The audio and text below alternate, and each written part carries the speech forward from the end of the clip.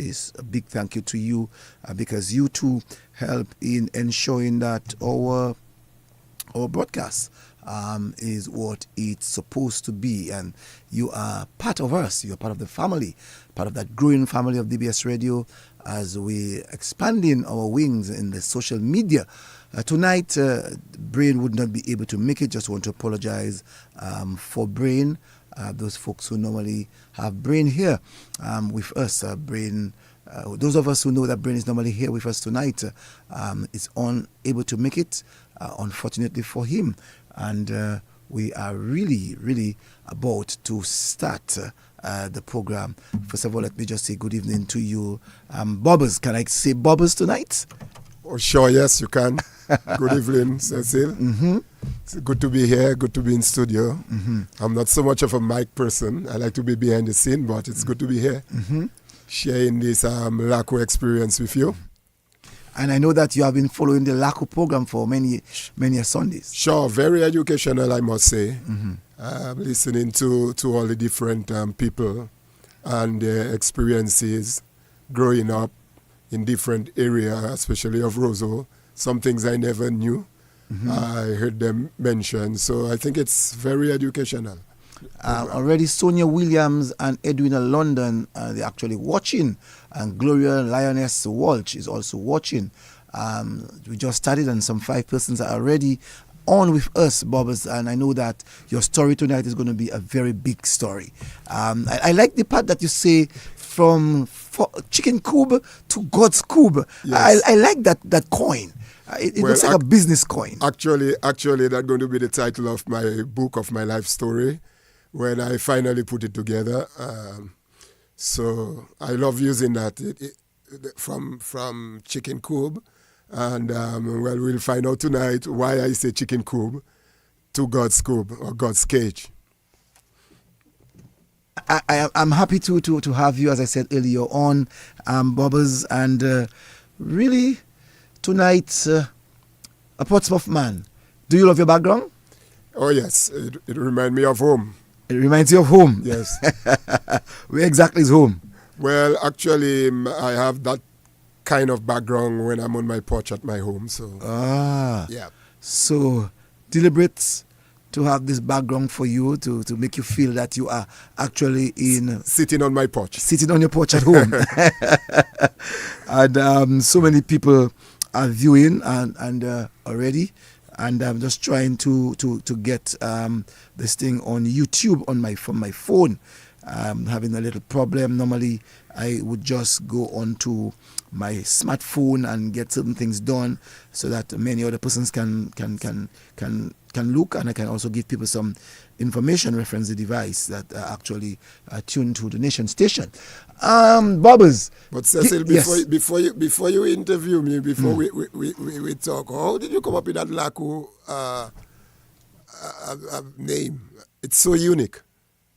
Well, I'll tell you what. I remembered a number of years ago, I had this gentleman by the name of Mr. Richards. We call him Major.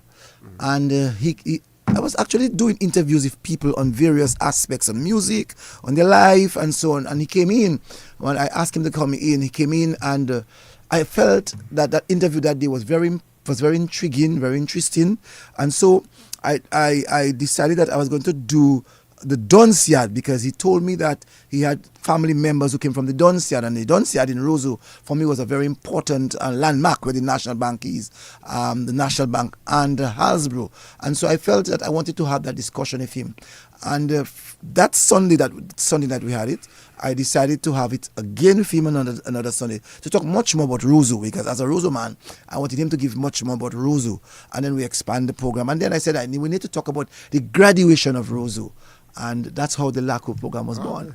Quite interesting. Yes, quite interesting. Yeah. Tell us about who Bobbers is. In terms of your siblings, your mom, your dad. Okay, I am the first son of my mom, Healy Debon. She lives in the States now. And Renneth Alexis. Born in Lagon, Portsmouth, grew up there, school in Portsmouth. So actually, there's not much about I could say about myself than just letting you know that I am from Portsmouth. I was brought up in Portsmouth, never left anywhere, never left Portsmouth to go and live anywhere else. Everything that I accomplish right in Portsmouth. So that's, I have 4 siblings, and I'm married to Renneth Alexis. It's a great woman. In fact, I couldn't be the person that I am without her. And God have blessed us with 3 great children. They are all in the States now, going to school. Well, the first one just left school. But that's basically... So let's go now to Portsmouth. Mm-hmm.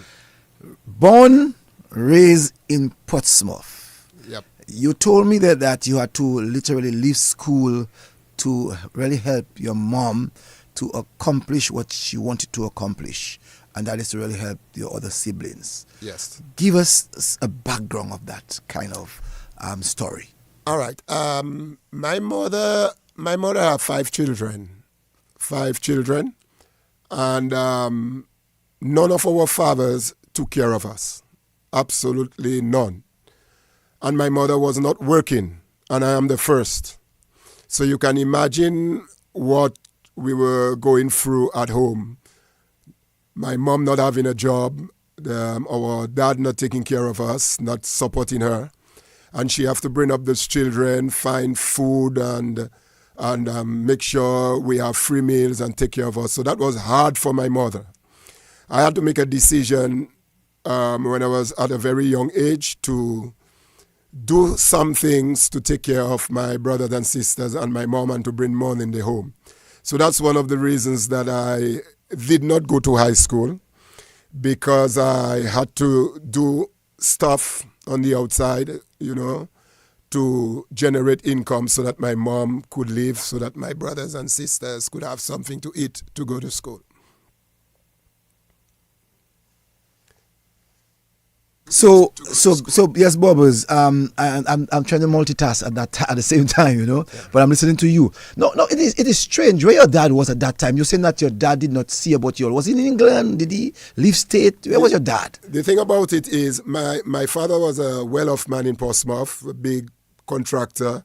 In fact, he was one of the first person to have a car in Portsmouth. So he was well off, doing pretty good.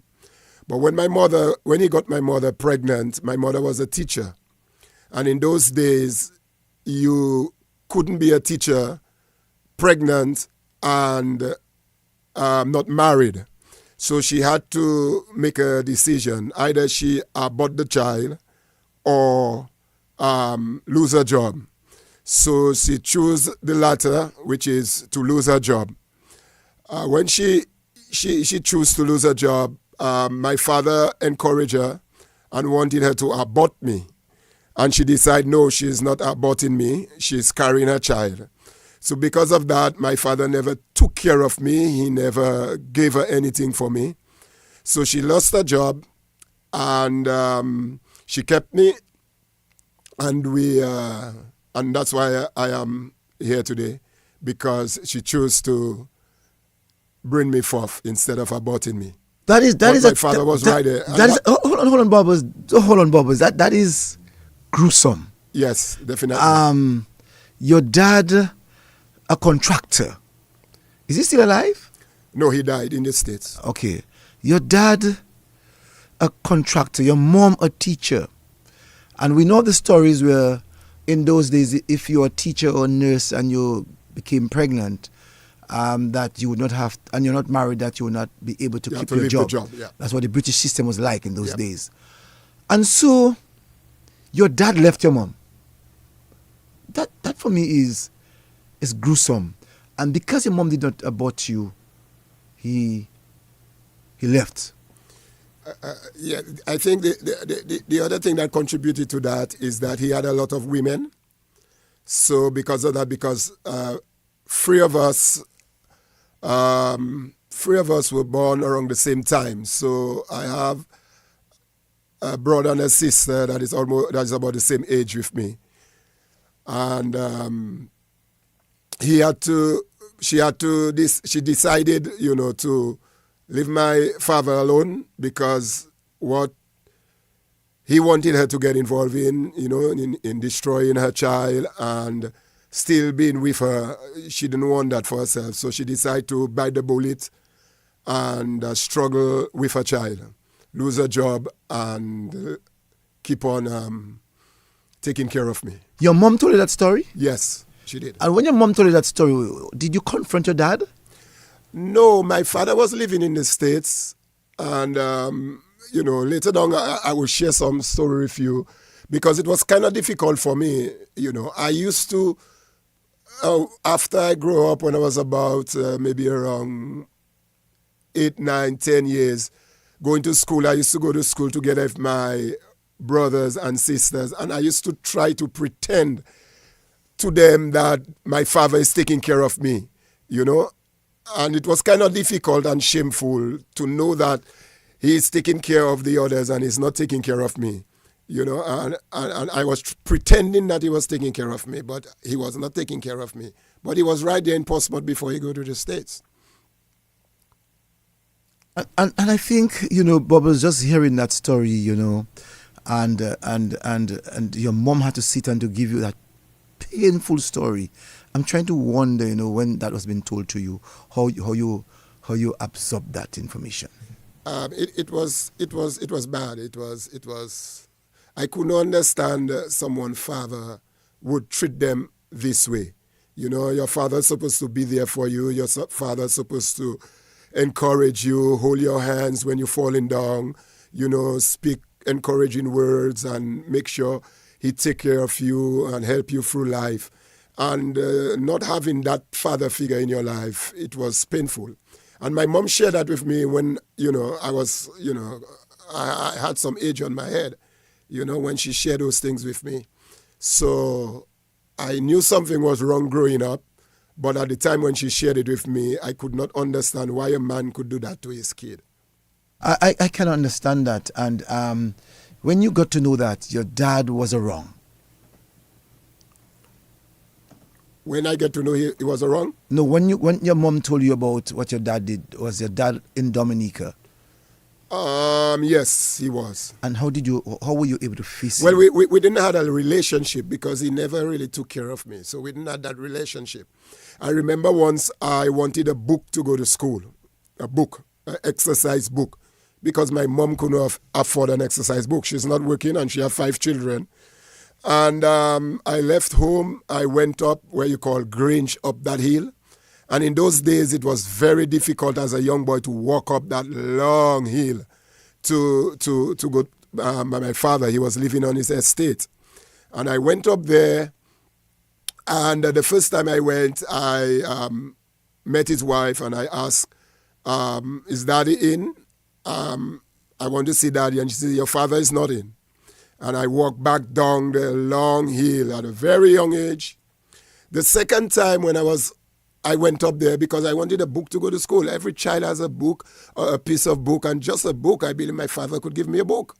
So I went up the second time, and she told me, I met her again. She said, your dad is not there. I was about around 8 years. The third time I went up because my mother, keep on encouraging me to go and by your dad, try to see if you get a book to go to school. I went the third time and I saw his car there and I was extremely happy. So I said, oh, wow, I'm going to get a book today because my dad is wrong. So when I called, his wife came out and she said, I tell you, your father not there, stop coming at our home. And Cecil, I told you, that hit me like a dagger in my heart. And I was walking down that street from Grange, 8, 9 years, with tears in my eyes, because I knew that my dad was there. I saw his car there, and all he had to do is just give me one of his kids' book for me to go to school. And when I was halfway down the road, I lift up my hand at that very young age, and I believe that's where my life changed. I lift up my hand in the middle of the street at the age of 8, 9 years with tears in my eyes, and I look up to the heaven. And I said, I didn't even know what I was doing. I said, God, my children will never come and ask me for a book to go to school. And from that day, I make up my mind to be successful. From that day. Wow. From 8. From 8-9 years. 8-9 years. And I try to wonder, when women do those things to children, not necessarily the woman or maybe to get back at the man, but to do that to a child who is so very young. I mean, woe be unto that woman. Yeah. You put up your hands in the air saying, that's what you're actually saying. Even if you're asking God for success, you're saying, woe be unto that woman is preventing me from seeing my dad. I mean, it was so painful that I couldn't understand it because I was so happy that my dad was there and he could give me a book so that I could go to school. And I was so disappointed. I started crying from the house and I was walking down the road crying with tears in my eyes. And I just lift up my hand to the heavens. And I say, God, my children will never ask me for a book to go to school. I will work, I will do whatever it takes to make sure my children is taken care of. No. By that time, you're 8, 9. Your mother had any other children right after that? My mother had, I think about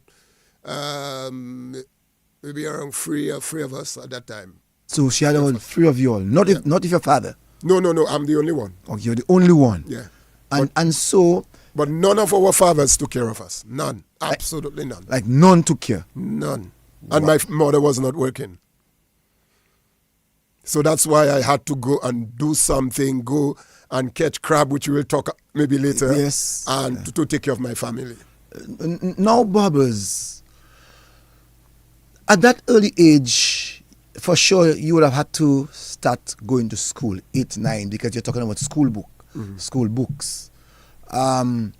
Give us an understanding what transpired while you were at school. What happened to you while you were at school? Okay. And what period you decided that I had enough of school? Okay. Let me just give you a little joke from preschool, because I could remember from preschool. I remember we were going to a preschool. We used to call it the Roosevelt. Those people from Portsmouth will remember that school, the Roosevelt preschool. It's as an old aged lady teaching us. And one day, a friend of mine, just preschool, burst the pipe in the yard. And the teacher said, it's me that burst it. Preschool age, And I told her, no, not me that burst it. It's so-and-so that burst the pipe. And she decided to hit me. And I said, you're not hitting me today. So I pick up my little slate at that age, and I walk out of the school. And I look at children my size going up to the government school. Now it's the Roosevelt Douglas Primary School. And I follow the kids, and I go and sit down in the class. I look in the class, that children my age. And remember, preschool I'm going, Yes. And I walk from the Roosevelt School to the government school, and I just go and sit down in the class. Nobody transfer me. So when the teacher saw I came there, she called the principal and asked me who am I and so on. But the principal now was my parent. Wow. The principal of the school was my parent. Wow. So when the teacher saw me come and sit down in the class, she called the principal. She came and asked me what happened to me. I told them the teacher wanted to hit me, and it's not me that burst the pipe. So I walk out of the school. They sent and called my mother. My mother came.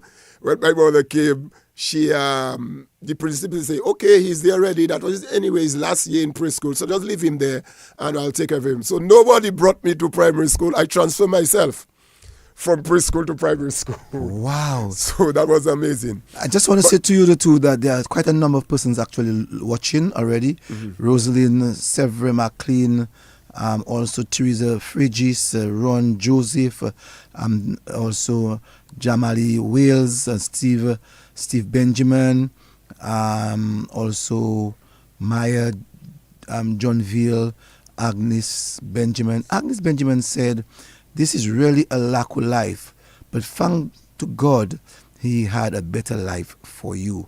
Lynn Williams, Mafaroye, Marvelyn Breedy, Lynn Williams, quite a number of persons already tuned in, and you can, persons who are listening, if you want to go onto DBS Radio Facebook, you can go into our Facebook. If you want to go into DBS YouTube page, you can also go into our YouTube page, and you can see and listen at the same time of Bubba's Lakou life. No, Bubba's. So you sat in the class. Yes, I sat in the class. The principal agreed for you to sit in the class. Yes. They called my mom first, and they had a conversation, and he persuaded my mom to just keep me there. Just leave me, because I don't want to go back in the school and so on. So your mom wanted you to go back then? Well, the fact that I just left this school, and my mother came there with a belt to beat me and send me back to the school, but the principal spoke on my behalf, and that's how I end up at the government school in Portsmouth. And you stayed at the government school in Portsmouth? Yes, I stayed there. Without any registration? No registration, nothing. Boy, I wonder if someone else can give me their Lakou life, stating that they left a preschool and get into a primary school without their parents having to register them. Yeah. Boy, you are so lucky. I know. And the thing about it, from a young age, I always thinking bigger than my age. Yeah, I always ahead of myself, so I could have done that. I could have done something like that. No, while you were in the class for that very first year, tell me what you remember in that first year. I cannot remember much of because I was very small. Preschool age. I cannot remember much, but I can remember my time at that school. Mm-hmm. I was doing very well at the school. I'm not stupid. I think I'm bright enough. I was doing very well at that school, but I never get an opportunity to sit an exam. Never. Because during the time that, I think 11, 12 years, people used to go and sit exam. That's common entrance, right? Common entrance, yes. Mm-hmm. I used to get up early in the morning, because remember, my mother not working, and I'm the eldest one. So I used to get up early in the morning, go on the geese fig before I go to school, get banana to bring home so that my mother could cook for us, so that when we come from school, we would have something to eat. Sometimes we only have banana. Most times when I say that, people laugh. But banana for the fish and the meat, and banana for the food. Just cook that with gravy, and we're good to go. But I had to do that in the morning, go up Picard, and Picard was far in those days. I mean, now people just drive from Lakou to Picard, but just leave. So you mean at that time you were living in Lakou? Lakou. Well, yeah. Lakou to Picard is still very far. It's very far, but it's I still used to walk. On foot? Yeah, I used to walk, go under the geese field, get bananas, and so on, bring down for my mother so she could cook. So people are wondering, where are we talking about when we talk about Picard? We're actually talking about where the Ross University School of Medicine is. That whole estate. That whole estate, there was Gist. Where I have my buildings. And and I was about to say, presently you have your buildings there. So can you imagine? We'll talk about that. We're going to come to that. Yeah. That is a real big story. Yeah. So yes, Bubbles, so you have to walk from Lakou to get to Picard, to get to a banana tree that belongs to your mother, your father. No, it's geese. No, I know this geese. Yes, but so we used to go on that. They used to select the fig, yes, the banana, and those rejects they used to live under the field. I used to pass and pick them up, put them in a bag, and bring them down. Wow! And how often would you do that? Well, I used to do that quite often, because, sometimes you get two hands, you bring it down, that maybe lasts you for 2 days, next day you have to go and get it, so on. So my concentration at that time was to make sure my brothers and sister went to school, get educated, and I didn't mind staying back and do the work and get things done, go for the wood to cook the food, and so on, because I see myself as the person that supposed to help my mom to take care of her. So who's the second one after you then? The second one is my sister. Her name? Gilda Thomas. Mm-hmm. We call her Gilda Thomas. Mm-hmm. Her proper name is Cheryl Thomas. Mm-hmm. She lives in the States. Mm-hmm. And my brother Patrickson Thomas, in fact, he is online now. Uh-huh. Patrickson Thomas. And then I have Ken Gussie, Anthony Gussie's son. And my last brother is Fitzgerald Lawrence. Hold on. Anthony Gussie. The musician. Yeah. Son. Is my brother. Is your brother? Yes. Okay. So, so you have 4 other siblings. Yes. All right. By mother. By mother. Yes. By mother. My father, I have another 2 for 5. 5. But as a hot boy, he didn't make that many. Yeah. So now you have to prepare for your siblings who were all after you. Was it because you did not like school? Why you already dropped out from school? Did you use that as an excuse? No, not that I didn't like school. I think the relationship with my dad kind of affected me a little, because his children with his wife was well taken care of, and I think that I should be taken care of. So because of the drive for me to do well, because of the drive for my brothers and sisters not to go through the pain that I've been through, although their fathers wasn't taking care of them, I played that role of daddy. In fact, my smaller brothers and sisters used to call me daddy. What? Because I played that role in their life. I make sure they had food.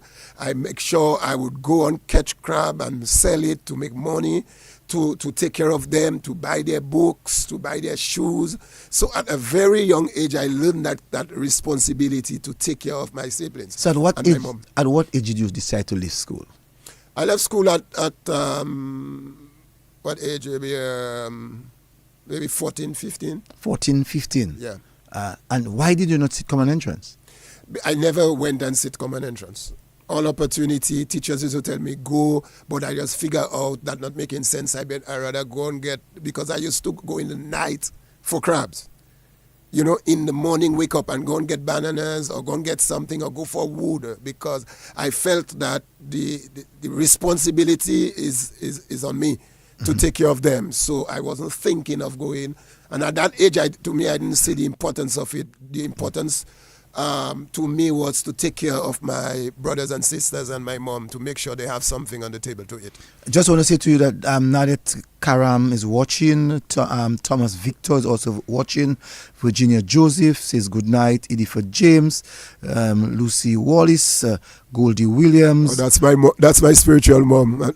Was that Lucy Wallace? Lucy Wallace and Brother Merrill. Wow, so they're watching? Think we'll come to the part where he had a major impact on my life that helped transform me. And also Lucy Wallace, he said, hi Bubbles. Glenda Figan is watching. Robertina Erin is also watching. And also Maria Etienne is also watching. And Sugar Melu and Marvelyn Valentine, Jacqueline Lestrade Blanc, and Jennifer Coffey. Quite a number of people are already looking on and listening to what your story of the Lakou is like. Now, Bubbles, at 14 years, you decided existing from school. Yeah. And you exit. And when you exited from school, what was your first plan? My first plan was to do some stuff to make money, to take care of my mother and my brothers and sisters. So my uncle-in-law, Cyril Hysenf, had a boat that used to go to Guadeloupe, Dominica. So I before I go and work on the boat, we used to go and catch crab at a young boy and sell it to him. He would take it to Guadeloupe, sell Guadeloupe, and pay us. So I used to do that to live, to survive, to take care of my parents. At the age of, when I left school, I did that for some years. At about, I think, 16, 17 years, I went to work on a boat with Cyril Hysenf. Cyril is from Lago, right? Yes, Cyril from Lago. Cyril who had Faith Enterprise. Yes, and he had married to my aunt. So Sandra Hysenf. Sandra Hysenf was your aunt. Yes, my mother's sister. My very good friend. Yep. She has since then passed. Right. Yes. So I went and worked on the boat for some years. I used to do carpentry. I learned carpentry in the process while growing up. So I went, he bought a boat and I went and fixed the wheelhouse, that is the house where you steer and so on, and did some carpentry work on the boat. So we used to travel between Guadeloupe, Puerto Rico, Dominica, St. Lucia, and so on. So I did that for some years. And after that, I left the boat and gone work Fifth Enterprises. And from then, the rest is history. We'll come to Fifth Enterprises in a while, and you're working at Fifth Enterprises. Now, you're growing. Your daddy seen you in Portsmouth? By that time, he wasn't in Portsmouth. He was living in the States. So by the time you were by the time I was about maybe 10, 11 years, he migrated to the States. By any chance he said to you, Renneth, I'm leaving Dominica? No. Cecily, let me tell you, when I was working on the boat, once in Puerto Rico, I say, man, I'm going to look for my father. I'm going to look for my father. So I bought a ticket in Puerto Rico. And after I bought the ticket, I bought the ticket to Atlanta. He was living in Atlanta. So I left Puerto Rico. I went to Atlanta. I got his address where he used to live. I wanted to surprise him, to let him know that I can come to America too. I can travel. I have a visa, and so on. So I wanted to prove to him that I grew up, you know. So I bought a ticket and I went to Atlanta. When I reached the airport, I took a taxi. I gave them the address. First time in America. First time I've been to America. I told the taxi, take me to that address. So the taxi took me to the address.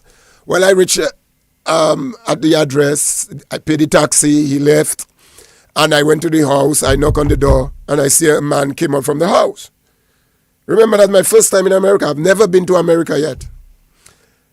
And I look at the man. I said, that's not my father. I said, excuse me, sir. I am looking for Rudy Alexis.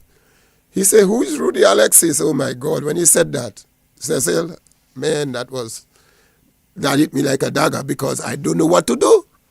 I said, that's the address I had for him. So the man looked at the address.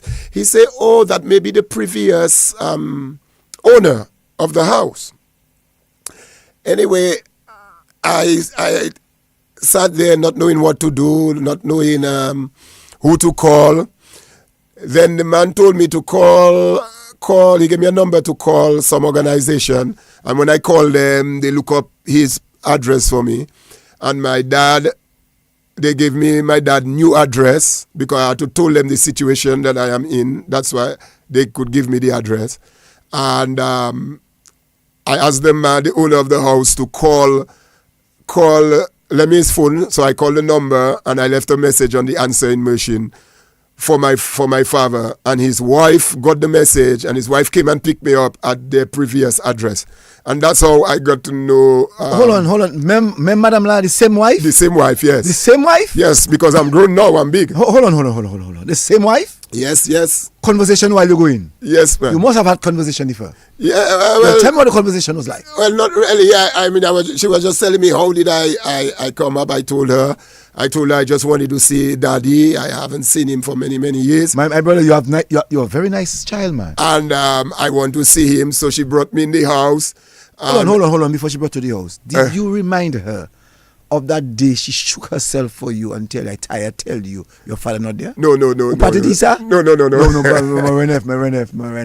Upatedisa? No, that was not my mind. I was just planning what what was on my mind is, when I see my father, what's going to be the conversation? Mm-hmm. What we're going to say, what we're going to do, you know? And while I was in the house, I saw his car pulling up. And she told me, go and hide in the room. I went and hide in the room. Hold on. Bubbles. The woman said to you, go and hide in the room? Yeah, to surprise him now. The same woman who said to you, I tell you your father not here? Yes, that was many years after. No, I don't care how many years. But I'm trying to wonder what is going through her mind now. Mm-hmm. I'm trying to find out what's going through her mind, that knowing what she said to you, that while she's telling you go and hide, if that is reflecting back. I'm not sure, because she herself was under a lot of pressure with my dad growing up. I think my father was running so much, women all over the place. Yes. So I think that was a problem. So I could forgive her for that because, a child come in there and the child same age with my child, that kind of thing. Mm-hmm. So the woman was under pressure, so I could forgive her for that. You're good. So when I saw my wife, when I saw my dad came in, she told me, go and hide in the room, stay in the room. He came in the house, and when I saw my father hugged his wife and kissed his wife, when he came, man, that was a surprise. That was a surprise because my father wasn't that kind of person when he left Dominica, And then I came out from the room. When he saw me, oh my God, the concrete almost opened and he go in it. He couldn't believe. He didn't know what to say. He started to stammer, And I gave him a hug and I told him that... Still hug you, man? Yeah, man. It's my dad. And so on. And I spent at least 2 weeks with him up there. What? He took me... He was a builder up there working in a construction company. So what was the kind of conversation that you had with your father? We spoke on everything. We spoke on Christianity. I told him why I could come and forgive him and come and look for him. It's because I gave my life to God. My life has been changed. And I told him I forgive him for everything that he did, and the fact that he didn't take care of me, that's in the past. And I'm happy that... Hold on, Bobbers. I don't care how much Christian we be sometimes, You're still telling your father that it's true you didn't take care of me, but...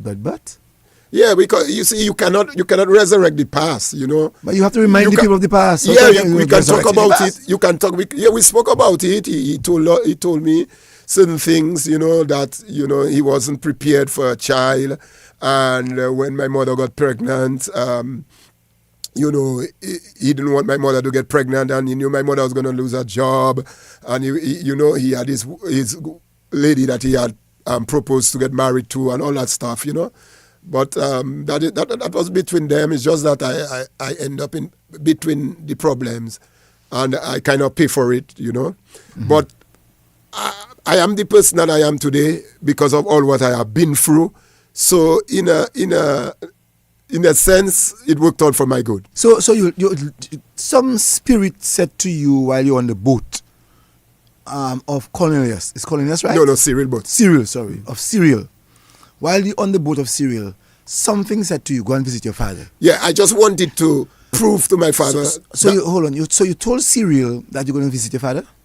Yeah, in Puerto Rico, I told him, in Puerto Rico, I'm going up to the States and meet my father. So what Uncle Cyril tell you? Nothing. He just agreed. You agreed? Yeah. Okay. Yeah. And when you were leaving the boat that day, what was your hope? I was hoping that he would accept me. He would be excited that he sees me. He would be, elated and just, treat me as one of his kids. Mm-hmm. That is the missing part, in children, especially that missing their father's love. That part of their life, no matter how old they get, mm-hmm. that part need to be fulfilled. You need to meet your dad and have a conversation with him, at least to bring closure to that. And that's what I wanted. I don't want to just live my life and know that my father is in the States, enjoying his life, and I don't have that kind of relationship with him. I wanted to be able to take the phone and call my father and say, hello, Daddy. I just want to say to you also that Angelo Allen is watching, Grace Ostry is also watching, Rosalina Baltazar is also watching, Randy Turner is also watching, Jessica Bruni is watching, Kendra Lestrade says that she's watching, and Zella Baron is watching, Allington Lawrence is also watching, and Cheryl Plummer is watching, Paula Frederick. Quite a number of persons are on. Cecilia, show popular, man. It's always been a popular program. We're talking about the lives of people. Noreen Frederick is watching. Paula Frederick is also watching. Randy Daru is watching. And Jacqueline Lestrade Blanc is watching. Taffa George, Nichols Dennis is also watching. And David Duvernay is watching. Goldie Williams is also watching. Ruben Michelle is also watching. Quite a number of persons are watching and listening to your story, Bobbers. Yes. And Bobbers, when you decided that you were leaving the United States after the 2 weeks of your father's visit, what did your father say to you that would have encouraged you to come back? You mean to come back to the States? To come back and visit him? The 2 weeks that we had, we spoke a lot. In fact, I was working with him for the 2 weeks every time he go to work. So we would eat breakfast together, eat lunch together, eat dinner together. We would, if he had to go to the bank. And my father was a very popular person in Atlanta. He used to hang out with the mayor and those kind of people there. So he would bring me to the bank, bring me to meet, people, higher people in Atlanta and say, that's my son. You're missing a few words. Yeah. You're missing a few words. Talk to me. And he would say, that's my son. Yes. He would say, that's my son in the Caribbean. Because, for them people, the Caribbean is like heaven. Yes. In fact, one of them even invited me because they had a big yacht to accompany them to St. Martin on their boat. But I decided not to, So he would say in front of Bobbers, that's my son. That's my son in the Caribbean. And you can imagine what passing in my head. But I say, no, you have a son in the Caribbean. But yeah, I would when after he leaves after we leave his friend's place, I would say, but I wouldn't say daddy, yeah. Me, I don't know. I wouldn't say daddy. I would say so. No, you have a son. When you asked my mother to abort me, I wasn't that bold. You wasn't that bold? No. Boy. Make you go all that. At what age did you see your father? At that time. I was married already, so. So what are you telling me there? Yeah, I was married. Yeah. I got married at 24, so maybe around 25. Yeah, about that. What? 25. Is it? I'm not sure of the exact time, but you were married. Yeah. I was about to get married because after I got married, he came down, and he didn't come to the wedding, but he came down and he brought a nice pot set for my wife. So I remember that. He brought a nice pot set for my wife. Up to now, I have the pot. Very strong pot. That was a good gift. So every time I cook I use in the pot or the frying pan, I remember him. Wow. Good memories. Yeah. But when I came back, we started communicating, and in fact, he had started my green card for me. So before we go there, we'll talk about that green card part of it. Let's go back down home now. You are on that ship. You now have to break that news to Mr. Hyacinth that you have met your daddy. We have conversation. What did Hyacinth say to you?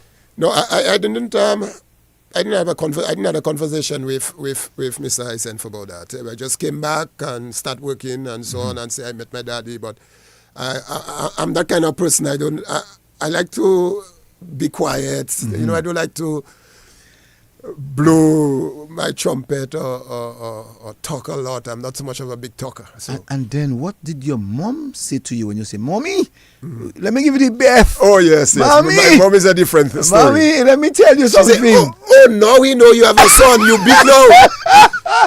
big now. Now we know you have a son. He didn't remember you when you were growing up, when you needed milk, you needed sugar, you needed Pampers, you needed diaper, you needed clothes, you needed shoes. But you're big. I say, but that's men. I can imagine. I was about to say that. I can imagine she must be saying, but that's man for you. Wow. And your mommy would have hugged you, right? Yeah, my mother is a special woman. I love that woman too. I mean, my mother now, where she lives in the States, she comes, go. Listening now? Huh? She's listening to us now?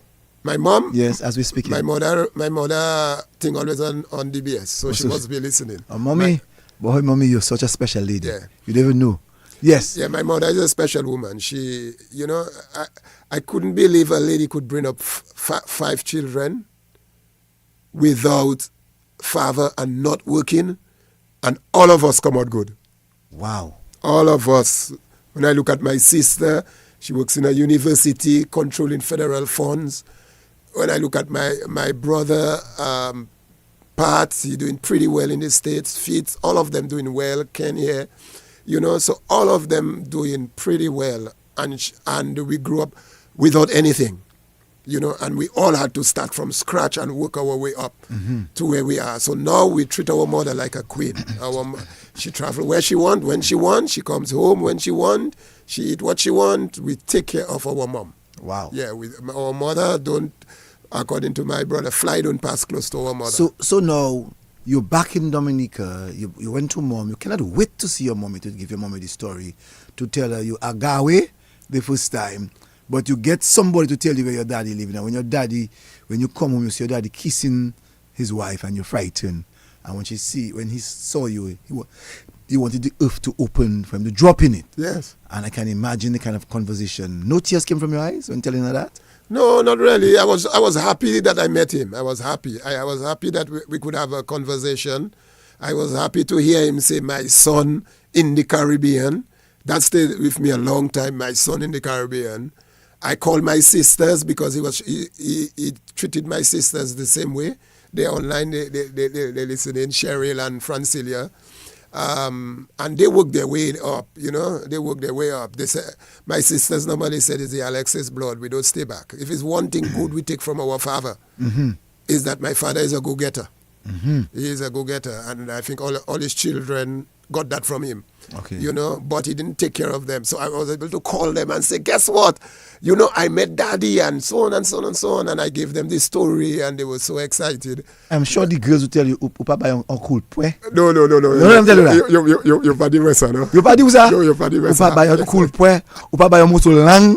No. That's what normally women, that's what the they thing say. about it, we all become Christians. Okay. My two sisters and myself. So we were different. We were thinking differently.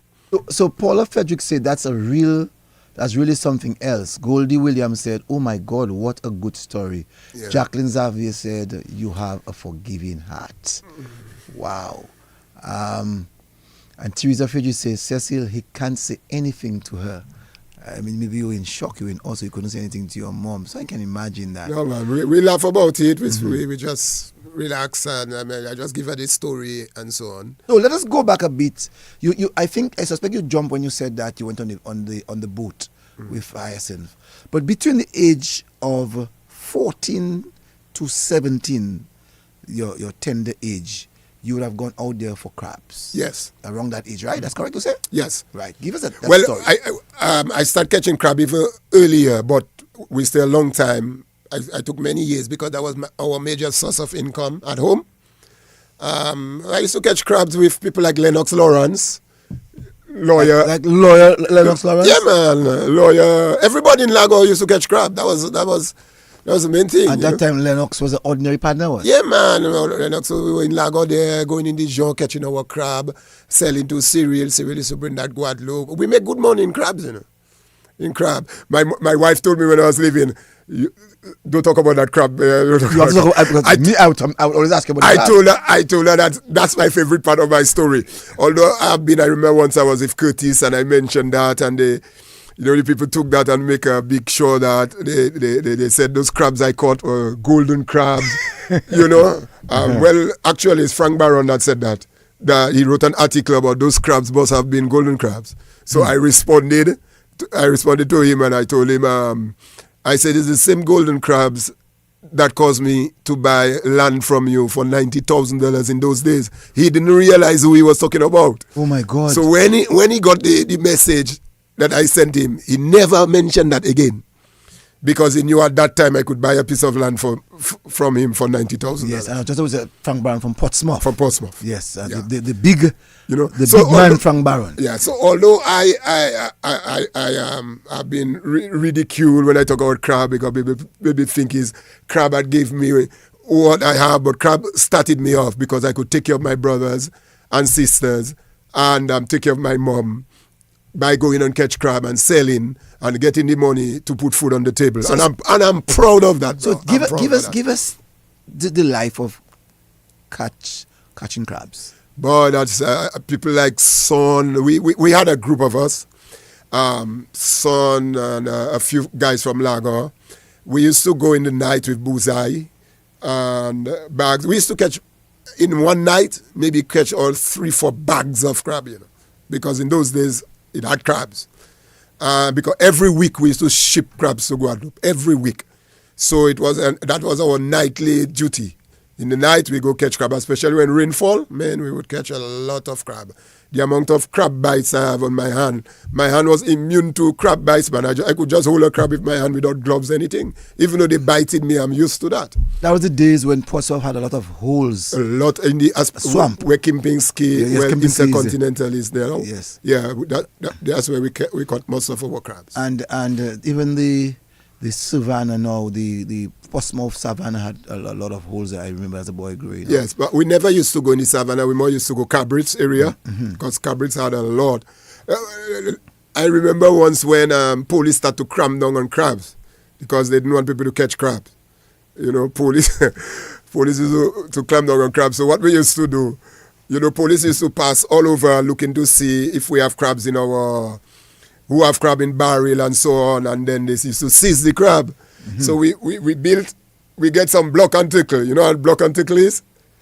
No. Yeah, it's something you can pass some rope in to pull up stuff, So we get some block and tickle and we make some cages.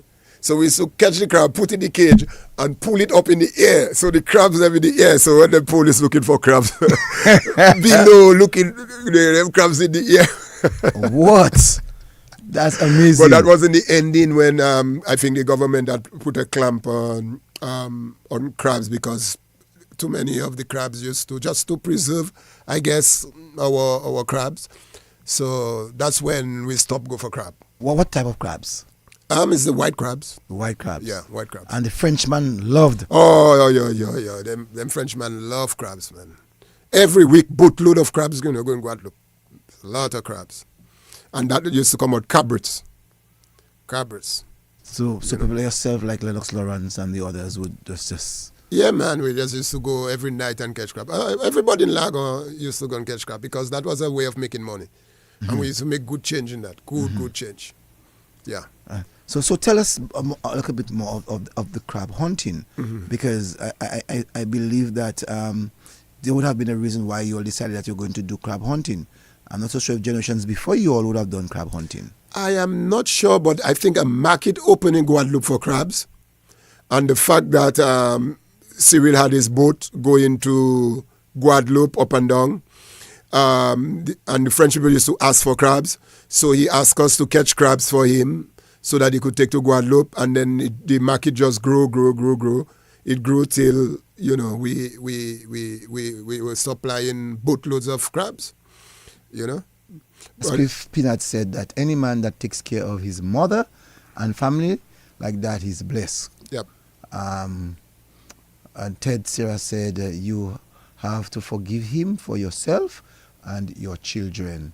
Derek Mann said that he's watching. Virginia Joseph said forgiveness is very important. Wow, and that story is very interesting. Yeah. The thing about it, the crab business now, we become so expert, Cecil, that you don't have to see the crab to catch it, What? Sometimes we pass in the water, and when you see little bubbles coming up, up in the, as I say bubbles, I remember how I get my name. Oh, that's how you get the name? No, a different way. You see the bubbles coming up from the water, you just chucking your hand down there, and there's a crab. And I could remember once I saw bubbles, and I took my hand when I pull up a snake. It wasn't a crab, it was a snake. Like a snake in the water? Yeah, below the water there. Mm-hmm. And what did you do? Just throw the snake away. You were that crucial? Yeah, man. Not scared? Young boys, no, it's crab wicket hunting, How big was that snake then? A coes? A small snake, not so big. But its head wasn't on the water, it was below the water. But I saw the bubbles coming out from the water. So I thought it's a crab. I took my arm and I pull up, it's a snake. You're lucky boy. Yeah. But our snake not poisonous. So. Now tell me how you got that name Bubbles. Okay, I used to play marble very good with people like Trini Boy, Trini Boy? Yes. Cricketer Trini Boy and fellas there. Wallace. Walters. Sorry, yes, Walters. Yes. And I was one of the best marble players around in Portsmouth. I used to go to school with 2 marbles and come back with all my pocket full of marbles. I used to brooks everybody marble. And once we were playing in rain, and my uncle was there watching, and there was a marble in a little hole, and the rain was falling, and when I hit the marble, it pitched out of the hole. My uncle bawled, "Wow, that make bubbles!" And from then, everybody started calling me Bubbles. Wow, yep. That is amazing. No, let's go back a bit to the crab hunting. No, you continue hunting crab for how long? Boy, many years. I did that more than 7 years. A long time. We started hunting crab from young, maybe 12 years, go back all up to 16, 17, 18. Yeah. Catching crabs. Catching crabs, yeah. Wow. You meet your girlfriend, you're catching crabs? No. I met my girlfriend when I was 22. Oh, okay. All right. So at that time, you were studying girlfriend? No, I was studying just girlfriend. Wanted to make money. I just wanted my mother and my brothers and sisters to do well, to have something to eat, because it was hard. And I wanted my brothers and them to go to school, go to high school, graduate, and all that. So I worked real hard to make sure they get there. No, you worked hard to let them achieve. Did they achieve before you? Before me? Yes. Yes, our achievement kind of different. They are educated.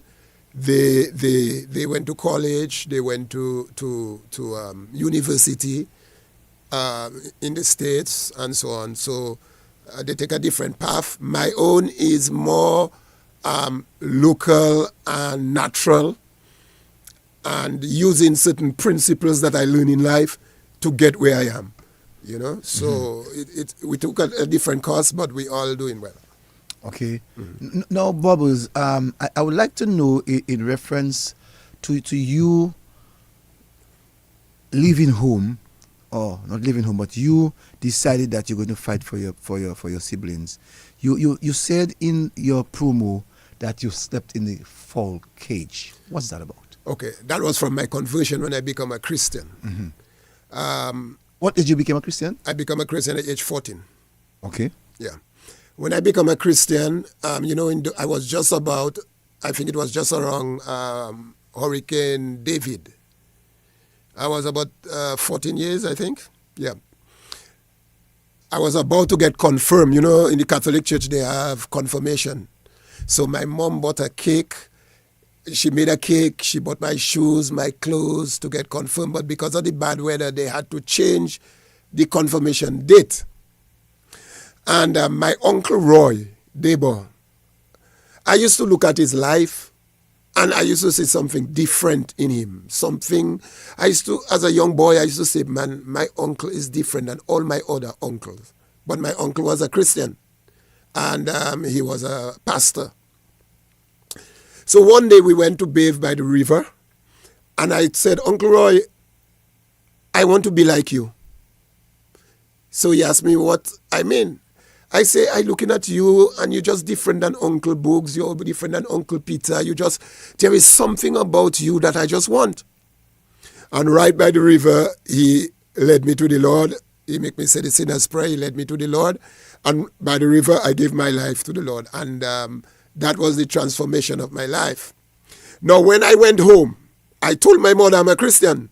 I remember my mother is a staunch Catholic. So I told my mother I'm a Christian. So my mother maybe think it's joking. So she used to wake me up early in the morning to go to something they call catechism, I think. That's the name, catechism. Catechism, yes. Yeah. So she woke me up in the morning to go to catechism, I would leave and go by the bay and pray, or I will go, at the church, the Pentecostal church, and pray, and I will go catechism. Mm-hmm, mm-hmm. So my mother would beat me when I come home. So every time my mother, around that time, my mother used to go and help somebody in a bar. They had a little bar in Lakou there, so she just used to go and help them. So when she come home, she would meet me, she would beat me. Next day, she would wake me up to go to catechism, and I would do the same thing. And in the night, she would beat me again. When she had tired beat me, she decided, no, if I don't want to go and do confirmation, she throw my things outside. Mm-hmm. So she throw my clothes, she throw everything outside. And I had nowhere to sleep, nowhere to do. And middle of the night, I used to sleep on her porch outside, sleep on the porch. And when she would come, she would see me on the porch, she would run me at that hour of the night. And I figure out, you know something? We have a fowl cage in the yard. So I used to take a piece of cardboard, put in the fowl cage, and I would lie down there and I would sleep. And I would wake up in the day and I have nowhere to go, nothing to do. You know, I was just in pain, crying. Next night I would go and sleep in the fowls again. And in those days I used to think snake coming behind fowls. So I wonder if a snake would come and bite me in the cage. You know, at 14 years you're there sleeping in fowls, chicken in the chicken cage. And I remember once, man, my auntie Sandra, I was crying, I was hungry. She brought something for me to eat outside. And my mother wouldn't give me food because it's man, I disobeyed her. You do in Catholic Church again? I don't go to Catholic Church, so she don't give me food. Mm-hmm. I don't have clothes to put on me. And I just outside by myself. And my auntie came, and while I was crying, sitting down on the step, she read a scripture to me. Psalms chapter 27, verse 10, when your mother and your father forsake you. Now, my auntie was a Christian. She died, but she was a Christian. And she read that scripture to me, when your father and your mother forsake you, the Lord will pick you up. And that scripture just strengthened me. It encourages me. And I just decided, you know something, I know my mother not doing that because she don't love me. But the fact that she think I disobeying her and I should go catechism and I should do what she... So she was a Bido Catholic? Bido Catholic. You know, so one night I decide, you know, I go in back and sleep, man. So I went and I go on my bed. When my mother came the night and she saw me on the bed, she beat me and she threw me outside. I could remember once my mother beat me for a piece of iron, you know. Blood was running all on me, you know. Sometimes she don't like when I tell her that. You know, I just say, Ma, I know why you did it, you know, so because we cool, my mother and I cool now.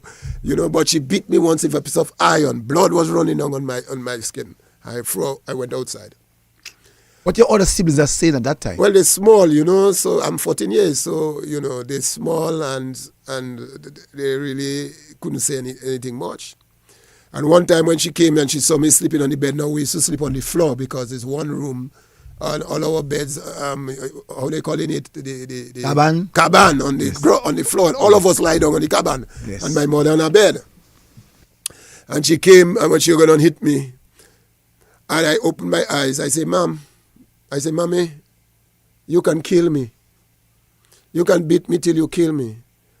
I am not giving up what I experienced by the river. I am not. So I say, I am not going to get confirmed. I say, you can kill me if you want. You can do whatever you want with me, but that's the decision I make. Your mother will get mad at that time. Yeah. And she just looked at me and she realized I was serious and she just leave me sleep. And that's how I got the victory. Next day I took the clothes. She threw outside because I never touched the clothes she threw outside. I took the clothes, brought it back inside. And from that day, she just agreed, well, that's my decision. Okay, I just want to say to some of the writers on Facebook, one person said, Mervyn Wall said that Cecil clearly doesn't understand forgiveness. I do understand forgiveness, and I do understand why Bubbles wanted to forgive his father. I'm doing an interview, so I need to find out deep inside of Bubbles his rationale for forgiving his father. So please, don't hit on me. My interview seems to be tough. It's just that... I know what forgiveness is. Yeah. I forgive my father too. So and so I just want to make you know that I'm doing an interview. So sometimes people tend to think you're doing an interview and you stretching the question, but I really want to know deep inside of you your rationale for forgiving, you know, your father and so on.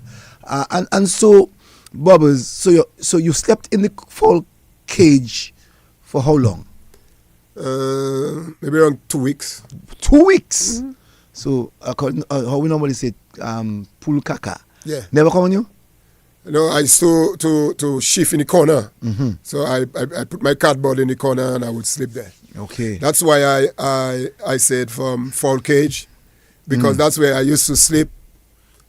And looking at my life now, the journey between the fowl cage, I say now I'm in God's cage. You know, it's a total transformation what God did for me throughout that journey. And in that process, you could have also tell yourself, boy, my mother hates me. Yeah, I knew she didn't hate me. No, I'm saying at the age of 14. Yes. At the age of 14, Yeah. mommy doesn't understand what you're doing, and mommy is just there abusing you. That's what you would have said in this present day. Police maybe would pick up if it was today's day. You would have said as a boy, my father don't like me. My father was saying about me. What my mother doing me now? Yeah. I mean, as human, that crossed your mind, right? Yes. Oh yes.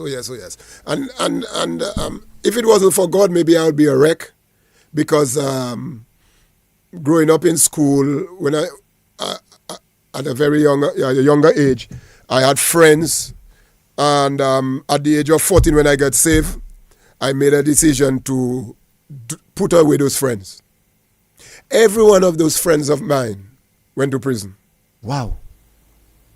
Every one of them. After they grow big, one of them died.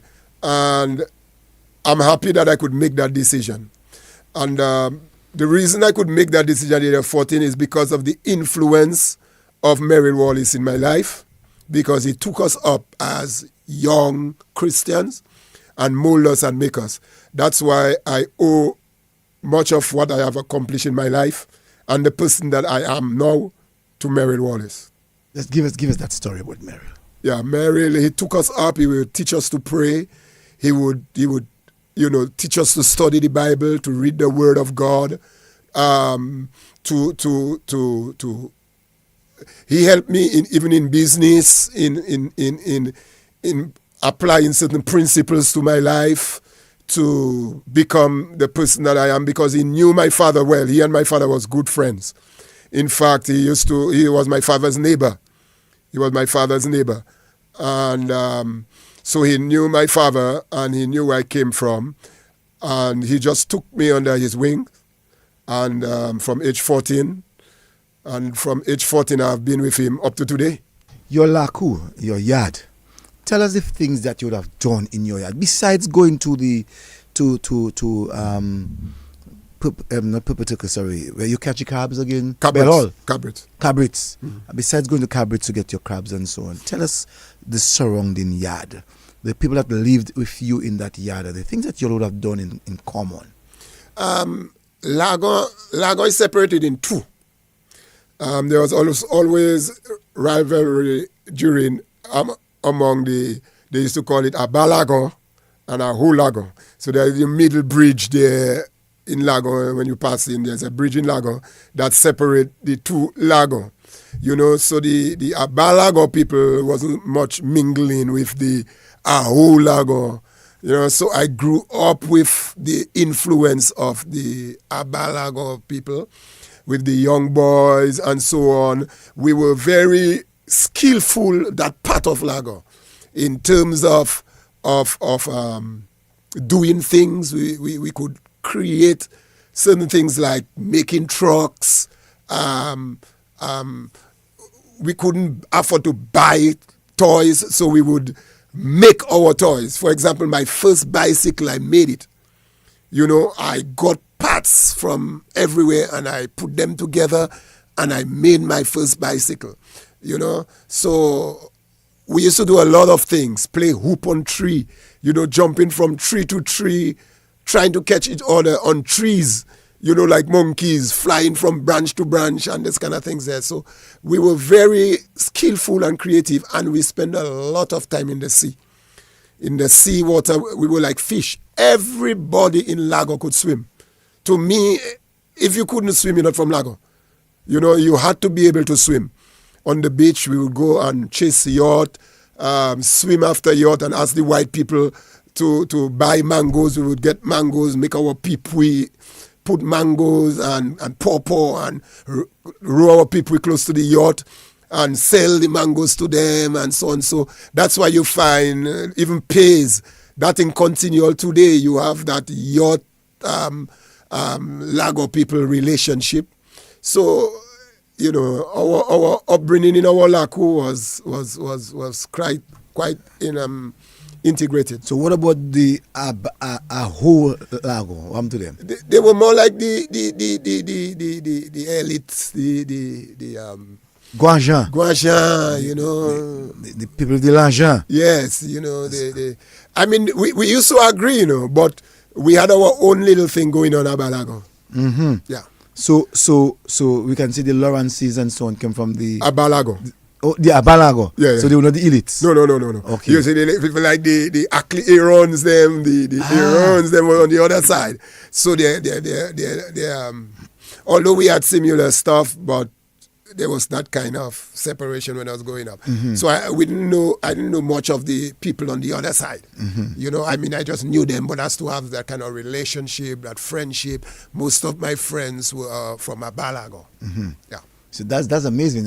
One big community, a big yard, Yeah. but you had segregation. Yes. One we consider the bourgeois side, and the other one, those with the skills. And they were not actually bourgeois, you know, but Yes. it's just a mentality. Yes. Yeah. So you had an attitude. Yeah. You know, a Guanjean attitude, as we normally say. Yeah. Wow. And you would fight about that when you go at school? No, I don't think there was much fighting in Lago. I cannot remember that. If there was rivalry. Rivalry. That's just the rivalry about. They used to fight for girlfriend and those kind of things there, but you know, yeah. Your sister-in-law Yvonne Roy said, "Good night to my brother-in-law. Hardworking, respectful, loving, caring, and a family man. You have it all. We all love you." That's from your sister-in-law. Yeah. And Solomon Joseph said he's watching from Boston, and quite a number of persons. Alicia Williams said that she's watching. Justina Cognet, my cousin, she can't miss that. She's Yes. watching. She's always tuned. And Glenn Cyril is saying that he's watching. Mark Henry, McDowell Henry is watching in Bells. Quite a number of people are watching. Teacher Healy is indeed a very special lady. Good evening, my nephew. Healy, who's that? My mother. Your mother? Yes. Your mother is Healy? Healy, my mother is Healy. Oh, your mother is Healy? Mm. Okay. Teacher Healy, they call her. Oh, it's called Teacher Healy. All right. The person said Teacher Healy. Oh, that's Marvin Brady. Yeah, Marvin Brady. Marvin Brady. Hey, Marvin. Yeah, that's my Marvin. That's my former brother girlfriend. Former brother girlfriend. Anyway, don't send stone after me, Marvin. All my right. brother, former girlfriend. Hi, Bubbles. This is Dory watching in Dallas, Texas. Bubbles, you have quite a number of people actually. Jean Felix Hippolyte is watching. Quite a number of Ann Pemberton watching from the UK. No, Bubbles. You became a Christian at the age of 14. Mr. Murphy played a role. Merrill Murphy played a role in your life. Taught you to pray. Taught you a number of things that you needed to know. But what did the Christian life taught you itself? Wow, that's a good question. Christian life taught me a lot. Without being a Christian, if I wasn't a Christian, I don't think I would be where I am today. I learned discipline. I learned to be faithful. I learned to set my priorities right. I learned to love people in spite of. I learned certain business principles as a Christian that I implemented in my business life. Most of all, I learned to have a relationship with God that I don't have to take people's word as as the final word, but what the Bible says about me. So the Christian life taught me a lot. It made me think differently. I'm that kind of person that when I want something, I go after it and I get it done. There's two words I hate to say. I hate to hear people say is I cannot. I cannot take in that I cannot business. To me, let's find a way of getting it done. So the Christian life taught me quite a bit, and it helped me on my journey to God's cage. let's go back a bit. As a boy growing up, you would have had to visit Roseau. Yeah. Oh, tell me of your first journey to Roseau. Boy, that's like that joke. Somebody told you to ask me that question. Oh, it just came to mind. Let me tell you, the first time I knew that I was going to Roseau. It was a church trip. And we were coming to visit another church. Cecily, I stay up all night polishing my shoes. All night I shine in my shoes because let me tell you, it's like Paris I go in, man. I clean that shoes, I shine that shoes. I don't sleep the night. Every time I fall asleep, I'm waking up to see, because it's on truck, you have to come to Roseau. Mm-hmm. I waking up to see the time reach, boy, because I am so excited I'm going to Roseau for the first time. I came to Roseau with my auntie Sandra. Tell us how old you were at that time. I can't remember. I can't remember how old. I just can't remember. But I know I came to Roseau with her, and when I was young. And we went to the church function, and after she decided to bring me to see the tongue. So we left Goodwill and we walked down the road. And when we were passing on the bridge, man, entering into Roseau, I saw a guy using a chainsaw. But to me, the only person in the world that had a chainsaw was Cyril Lysenf, that is Sandra's husband. So I watching the guy, and I stood up in the middle of the road watching the guy using the chainsaw, saying, but how come Mr. have Cyril Lysenf chainsaw? Let me tell you, and a vehicle was coming, and the vehicle started blowing me in the road. And I had to get, because, I've never seen, to me, one chainsaw I knew in the whole world was Cyril Lysenf chainsaw. And I seen somebody else have it in Roseau. But that was my first experience, trip to Roseau. And what did you tell your auntie at that time? She pulled me out of the road and she said, no, that's somebody else chainsaw. I told her, but how come the person have Uncle Cyril chainsaw? She said, no, that Uncle Cyril chainsaw, that's somebody else own. But in my little mind, I check in, a chainsaw is a big thing. And Roseau a chainsaw too. What was your impression of Roseau then when you came? To me, it was like when somebody travel for the first time and they go overseas. That's how I felt, because all my life I was brought up in just being in Lakou. I haven't traveled anywhere else. Just being in Lakou, Portsmouth, and so on. And then when people used to talk about Roseau, it was like going to New York, for the first time. So that was my brain. I was so happy when I came back to Portsmouth. I felt like I accomplished something, man. I went to Roseau, I accomplished something. That was an accomplishment in my life. So when you went back to Lakou, what did you tell your boys then? Boy, I started to boast all them fellas I've been to Roseau. And what I see, and I saw a chainsaw and a big river, and a bridge passing, a big bridge. And you swear is one of those White Plain Bridge or something I saw.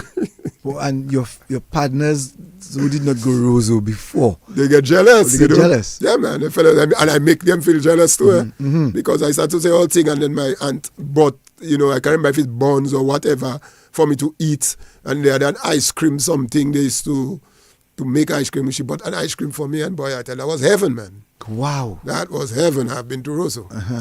And you went to Pentecostal church in Goodwill. In Goodwill, yes. I went to the Pentecostal church in Goodwill, and after the service, she brought me to Roseau to see, around and so on. Boy, that is a telling experience. Yeah, man. And you wanted to come back Roseau a second time? I wanted to come Roseau every day. It's just that the ride was terrible because you had to ride a truck from Portsmouth to Roseau. But how long that took you all to come to town? A few hours, about maybe 2 something, because the West Coast wasn't pitched yet. There are a lot of dust, but it was cut. So we traveled. And a 3 ton or 1 ton? 3 ton truck. 3 ton. I think it's Aaron, or one of them guys' truck in Portsmouth. Oh, I thought it was RBD truck. No, one of Aaron's truck or something. Okay. No. So your second trip to Roseau was what? I can remember my second trip. But you remember your first trip? I remember my first trip, yes. Okay. I remember my first trip. I can't remember the second trip. Your sister Francilia Alexis is watching. Francilia Alexis Tavernier. She said, that's my brother. And also Marvelyn Brady, Cecil, not that pack, across the pack name. I don't know what she's talking about. Cobo crabs. Cobo, the big gundy crab. Ted also said that the struggle between maintaining livelihood and sustaining the natural environment. Okay. Lawrence Etienne says, man, Bubbles, I knew some of your story, but tonight you are giving me a comprehensive report. Albert Douglas says that he's tuned in from City Breeze. Good crabs, good business. Marlene Simon says the vessel name was Independent One. Yes. So he was talking about a vessel. Michael Bockmeyer says, good evening from all the family in Trinidad and Tobago. You have family in Trinidad and Tobago, man? My grandmother lived and died in Trinidad. My aunt, all my cousins in Chiguanas, Trinidad. I have a big family. Hi, Mikey.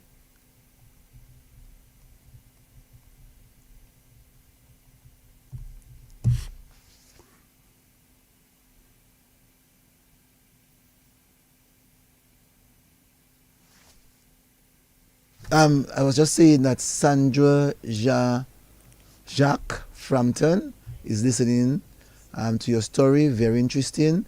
She said, I was asking you, is she from Portsmouth? You know Sandra? Who? Sandra Frampton. Oh, yeah, man. Jacques. Of course, I know. Yes. Sandra Frampton. She's from Our father used to work at do Domlek. Domlek. Yeah. She's from Portsmouth, you know. And Catherine Allen Flag says, woo. I wonder why she said woo for. So you're really touching some people's life here, Bobbers. Quite a number of persons that are tuned in. No, Bobbers. So here it is, you became a Christian, and by becoming a Christian, you had to do things differently. And you did things differently, as you said. You understood life differently. You said that you met your girlfriend then. How that happened? All right. Don't tell me to get a BJ. You know? No. Oh, boy. Hi, babes. You know, she listened, you know, she was smiling. You know, she going to say, oh, here goes the story again.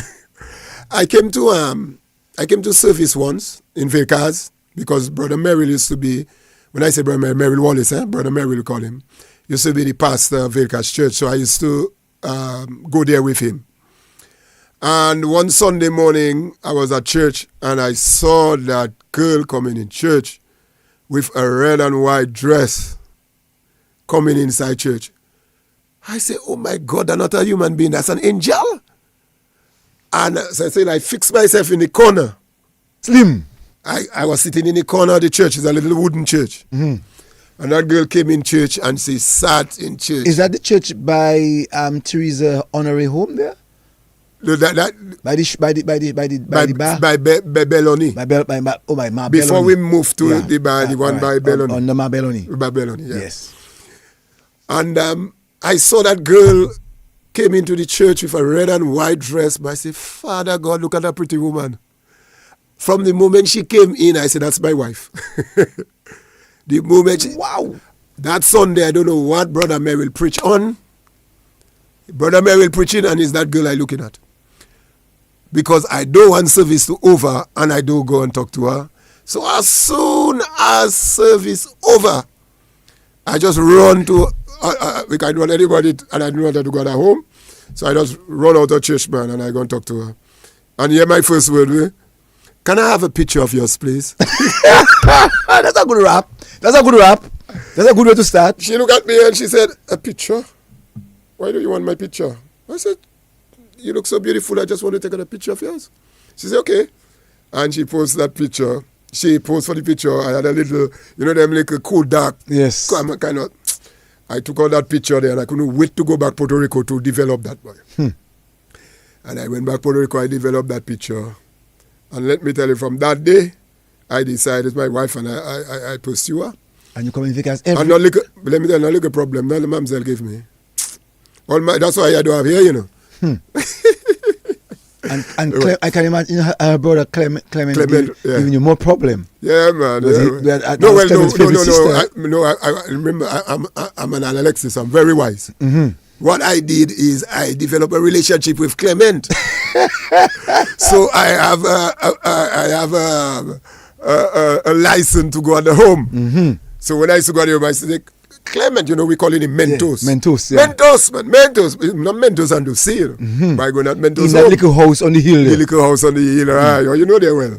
Yeah, man. So I'll go there and check the girl and then, have a little conversation and so on and so on. And Yvonne don't give you no trouble. Yvonne so boy, kind of cockiness. Boy, Freddy Yvonne, boy. Yes. Yeah, boy. I used to pray. Imagine the day that I wanted to go and talk to her mother about her. I go and pray, man. I pray and fast for Yvonne not to be at the home, What? I say I don't want Yvonne there, boy. When I go and talk to, I used to call her mother Sampo. When I go in to talk to Sampo about her daughter. And Sampo wasn't a bad lady. No, very nice lady. Sampo was very protective of her children. Oh, yes. So I can imagine you going to Sampo and say, Sampo, I'm from Portsmouth. I always come to your house. I always come at your house, but I like your daughter. What Sampo do? I say, look, I told her, I said, Sampo, I just want you to know that I am in love with your daughter and I decide to make her my wife and so on. She looked at me. She said, you sure? I say, yes. You sure you want to make her your wife? I say, yes. She said, one thing I'm telling you is just don't disrespect my daughter and take good care of her. Boy, that was like somebody giving me $1 million. I see because, she was so... But I was a nice person. I was kind of well respected. I can see Sampo telling you that. Yeah. And then you come up and have like a hill there. Every day, coming and check my girl. But she broke up with me, What? Yeah, man, she had broke up with me because one of her sisters wanted more for her, and I used to work on a boat. Oh. And I used to work on a boat, and she check in, because her sister spend a lot of money on her to go to school, educate her and so on and check in. Her sister used to tell her, it cannot be that man God have for you. God cannot have that kind of man for you. But in a sense, sorry to say that, but in a sense, they had a couple ways away, that family there. I live in it for you. I am telling you, when you go up to vehicles and you have to pass by that house there, you have to pass on the other side of the road, because those people just couple ways, so the elite of that area, But everyone had not said that on the side. So yeah, man. As sister told her, not that kind of man God have for you, and God have somebody better for you, because I didn't have anything, I working on a boat. They used to say, how they call you, matelot guatans, somebody working on a boat have no future. What future you can have in that man? And guatas fellas is like the boat. Yeah, they like boats, they like seawater. Like sea. So she wrote me a letter and she said, she don't want to continue the relationship again and so on and so on. But thank God for people like Meryl. I always say, in every step of my life, he have been an influencer. So he called me, and when I spoke to him, he gave me a scripture and he said, for a seed to blossom and to become a huge tree, it must first die. And he said, consider your relationship dead now, because it's going to bring forth a beautiful tree. Wow. And when he said that to me, my girlfriend then, she had gone to Guadeloupe, so I left and I went Guadeloupe behind her, man. What, you go Guadeloupe? If I go Guadeloupe, boy, I don't go lose my girl over for that. That's a big story. Yeah, boy, so I left, I go Guadeloupe, man. And I told her, I spoke to her and so on. But I seen the girl attitude is not somebody that do love somebody, but I knew she was under pressure from her sister and so on. But eventually, make a long story short, she did apologize and we came back. We just stayed maybe 2 months away from each other. And when we were loving, and we came back together. And here we are today. That's the best thing that happened to me in my life. No, but with sports. Apparently, we have not spoken anything about sports. We talk about work and so on, but what about sports? You were involved in any form of sports? Oh yeah, I was a very good cricketer and footballer. When I used to go to school, I played cricket against countries like Antigua, our team in Lago. So we used to play football. Everybody in Lago could play football and cricket. I never go far, but I used to bowl very, very good, and I used to be quick. I used to be a real fast bowler, young boy, but the fastest bowler on the team. And I used to swing the ball in the air. So I used to swing the ball when it pitches, swing the other way. So I used to be a very, very, very good bowler. Very good bowler. And I hate batting, because I had Fred pace. You bowling pace and you I bowling pace by Fred pace. So I never liked to bat. You give anybody, I was like a Walsh. You give anybody bouncer? Yeah, man, I used to bowl quick before. But when I got safe, I put on everything. Oh, okay. Yeah, it used to take too long, too much of my time to go and practice football, cricket, and so I just left it alone. Yeah. No, Bobbers, you know this side. But I was in music too, huh? Right, I was about to, how you know it has gone into that one? Because I know together with BJ. Yes. No, well, his brother, TJ. TJ. Yeah. Yes. Thomas. Yeah, TJ, Charlie Seaman, Clement Royer, Oscar Seaman, and those fellas there.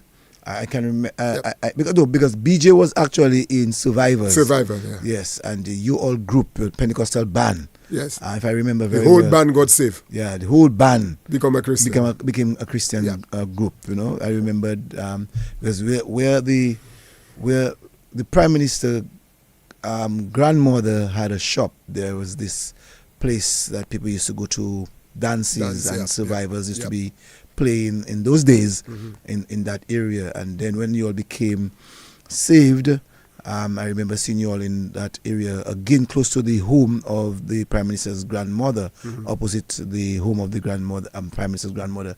You all had this big Pentecostal church. I don't know if that church is still there today. Yeah, man. Yeah, and but before that, you all were higher up. Close to, as I said, Teresa Honoré. Yeah, they had built that building for a disco. Yes, it was actually a disco. Yeah, but they never keep one dance there. Never had a dance. Never had a dance. When the guy was building it, we told him he building it for us, for our church. Yes. As soon as he finished it, he just brought the key for us and said, "Look, all your church." Yes. so tell us about the band, about the group. I used to manage the band. I'm not so much of a... although I can do a little in each, play a little guitar, a little keyboard, a little drums, but I more used to manage the band ethos. We have 2 albums, Thumbs Up and Praise Him. So that our album, we started our band from, a few of us from church, a few churches. Jenna Boston used to play for us too. Jenna Boston from Portsmouth. Portsmouth, yes. Yeah. Used to play for us. And we had our own studio. We used to grow fast. We traveled quite a bit, all through the Caribbean. We played in the States, in New York, in Miami. So we were growing real fast. People had loved us. St. Martin, Antigua, all over the place. We were traveling, playing music. And we built our own studio, so we used to do our own recording and things like that. And I remember once we got nominated in Bahamas for the best vocal album in Bahamas, in a big music festival thing in Bahamas. And we were supposed to play. We were supposed to go to the function they had, and then we were supposed to play in a huge concert there, where you had Kurt Franklin, those big artists from this gospel artists from the States, and we were supposed to play on that stage. And when we were practicing, I just find them fellas' attitude is like they rich already, they know the music, and I check in. I am not going Bahamas and embarrass myself. Guys, we have to practice. So when the bass man come, the guitarist not coming. When the guitarist there, Baba was the bass man. Who? Baba. No, Baba was a keyboard player. Keyboard player. Yeah. And, and I find I'm somebody, when I'm in something, I like to get it done. I like to do it well. I am that kind of perfectionist. I like it done well organized, and so. So I find fellas were dragging their foot. I tell them, okay, guys, all you can do what all you want. As of today, I off that band. I send in my resignation. I say, all you can keep this studio, or you can keep everything. I had my keyboards and everything. I said, you can keep everything, but I am out. I am not going to Bahamas like that, or you're not serious. And with that attitude, or when people think that they're good, You know, you don't need to practice. I'm good. If you have a Joseph in the midst, you expect that attitude. I couldn't take that in, so I just left that alone. And we only send our lead singer to Bahamas to the how you call it, where they were giving the awards and so on. But we didn't go as a band. Who was the lead singer at that time? Shannon. Shannon. Yeah. Okay. And so the band broke up from there. Yeah, the band broke up from there, and we never. Yeah, that was the end of the. No, tell me your involvement now, Bubbles, in Portsmouth. Portsmouth is a huge community. Everyone in Portsmouth would know who you are. Tell us something about you and Portsmouth, your relationship, your link. I once was on the council. I serve on the council. I serve on different sporting activity, sporting group. Well, as you know, I'm a businessman in Portsmouth. One of the things I really do not like to talk about, because I have a principle in my life that when you do things, you don't have to go and blow it, and let everybody know what you do, unless the person self want to testify and talk. But I help a lot in Portsmouth. Maybe I could just give maybe 2 stories. That I remember once I went to a church service in Paybush, and Cecil, after service, I saw a lady with a set of children, about 5 children, on the street crying. And I asked her, what happened? And she told me the landlord put her outside because her husband left her, go with her next woman up in another village, and she couldn't pay the rent. And the man wanted his money, a small house, 5 children, and put her outside. And that thing touched my heart. I had my first house I built in Portsmouth, my first house I built in Portsmouth. Nice house, 2-bedroom with bathtub, nice kitchen, dining room. I told the guys I asked her if she have a piece of land. She told me yes, she have a piece of land, but she cannot build anything. I said, okay, I'm going to give you a house. I asked the guys in Paybush, Scotland and all my friends them in Paybush, to come to Portsmouth, take that house and bring it for the lady. They did that the week, and they brought it up, set it up. If you see the house, they set it up for the lady, and she was able to live in a house, 2-bedroom house, with bathroom, toilet, everything, with her 5 children. Up to today, every time those children meet me, they have to come hug me, because she always reminds her children that I'm the one that gave her the house. And these are the kind of things I love doing in my community. I don't have to tell anybody that I do that. I mean, maybe first time I talking about that on open like that. My first bicycle that I had, I gave it to somebody, and I stay without, And I believe that's why God blessed me with many houses today, many vehicles today, because I sow, I give. My life is giving. I love giving. I love helping people. I do a lot of counseling. My wife even tell me I'll have to open an office and charge people for advice and so. But that's my heartbeat. People that want to start businesses, people that want to do certain things, they would call me, come to me. I would take them by their hands and lead them through the entire process, make calls, talk to people that I know to get them off the ground and so on. So to me, that's my role in my community, to help people to get to where they want to get, as long as they desire to get there. And I play that role in my community. I in terms of family, I talk to a lot of married people that are going through problems and so on. I encourage them, I bring them out, I would just take a couple, bring them for dinner and talk to them, encourage them, so that they could enjoy the best of their marriage. So these are the things that I've been doing in my community, just a few of them. If Evelina Emmanuel said, Sister Evelina Emmanuel is listening too.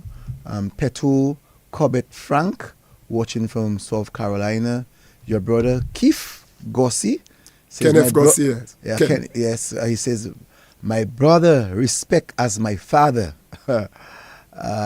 Winnie Green said good evening. Cecil Guest and Lakou fan. And Mavis Frederick says that she's watching. Edie George, powerful testimony, so proud. John Beaumont, great model. So quite a number of persons are enjoying your story. No, Bubbles, you in Portsmouth, you would have seen a number of business people grow. For instance, RBD, from who he was to who he became. There's another competitor like yours that is Rudolph Thomas, Ruben Thomas, and a few other business people in Portsmouth. Homemade. How do you feel about those homemade businessmen in Portsmouth? I am very proud of them, especially the Thomases, Ruben and his brothers and so on. I mean, we're in the same business, but we get along very good. You know, I see they take over their father's business and bring it to where it is now. You know, their commitment and their hard work. You know, when I look at other local businesses like Mr. Parilon, you know, the McLaurences and so on. These are people that born, bred and butter in Portsmouth. You know, Joe Duvernay and those people there, they work hard to get where they are, you know. And these are people that I look at, my inspirations. You know, sometimes when you feel like giving up, you know, when you feel like throwing in the towel, you look around and you see some people that did not throw the towel in, you know, but they keep on persevering and working hard to get stuff done, you know, and those things encourage me. There are a few people that I really admire in terms of leadership. You know, I maybe never told them so. Maybe I'll say that for the first time on radio. But I really admire them. I look at their life, you know. And when it comes to leadership, I look at them closely and I learn from them. One of them is Greg Nassif. When I look at the way he does, his calmness, you know, in dealing with things, and how we focus and know what he wants, and how we plan, you know. I mean, we're good, we talk, but I really admire his leadership.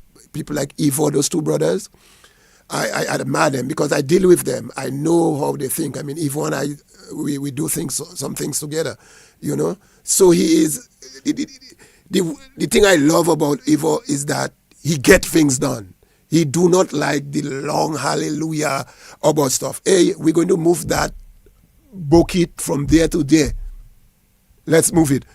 Don't talk about the bucket need to be moved. The bucket not good there, and so let's move it. How are we going to get it moved? And that's it. And we move it. You know. And I take my inspiration from leaders like that. One of the other leaders that I really love is Roosevelt Skerritt. I admire the way Prime Minister Roosevelt Skerritt deal with things. You know, when I look at Maria, bro.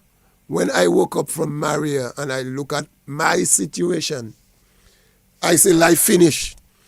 It took me 1 week after Maria for me to put myself together to start to work.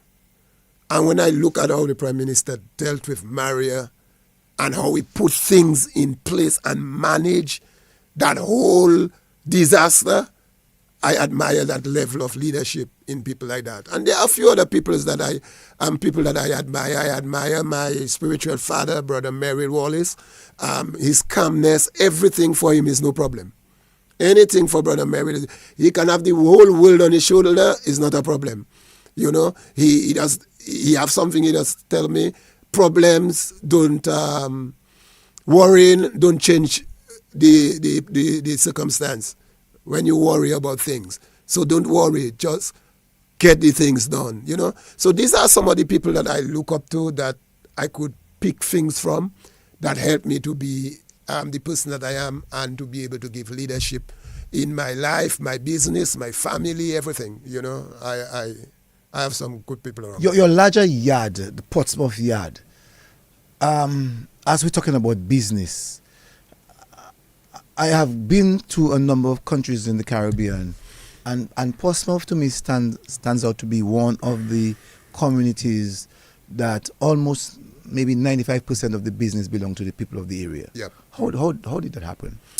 I think the people look at the need.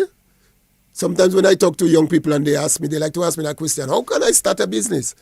Young people like to ask that question. How can I start a business? I want to start a business, but I don't know how.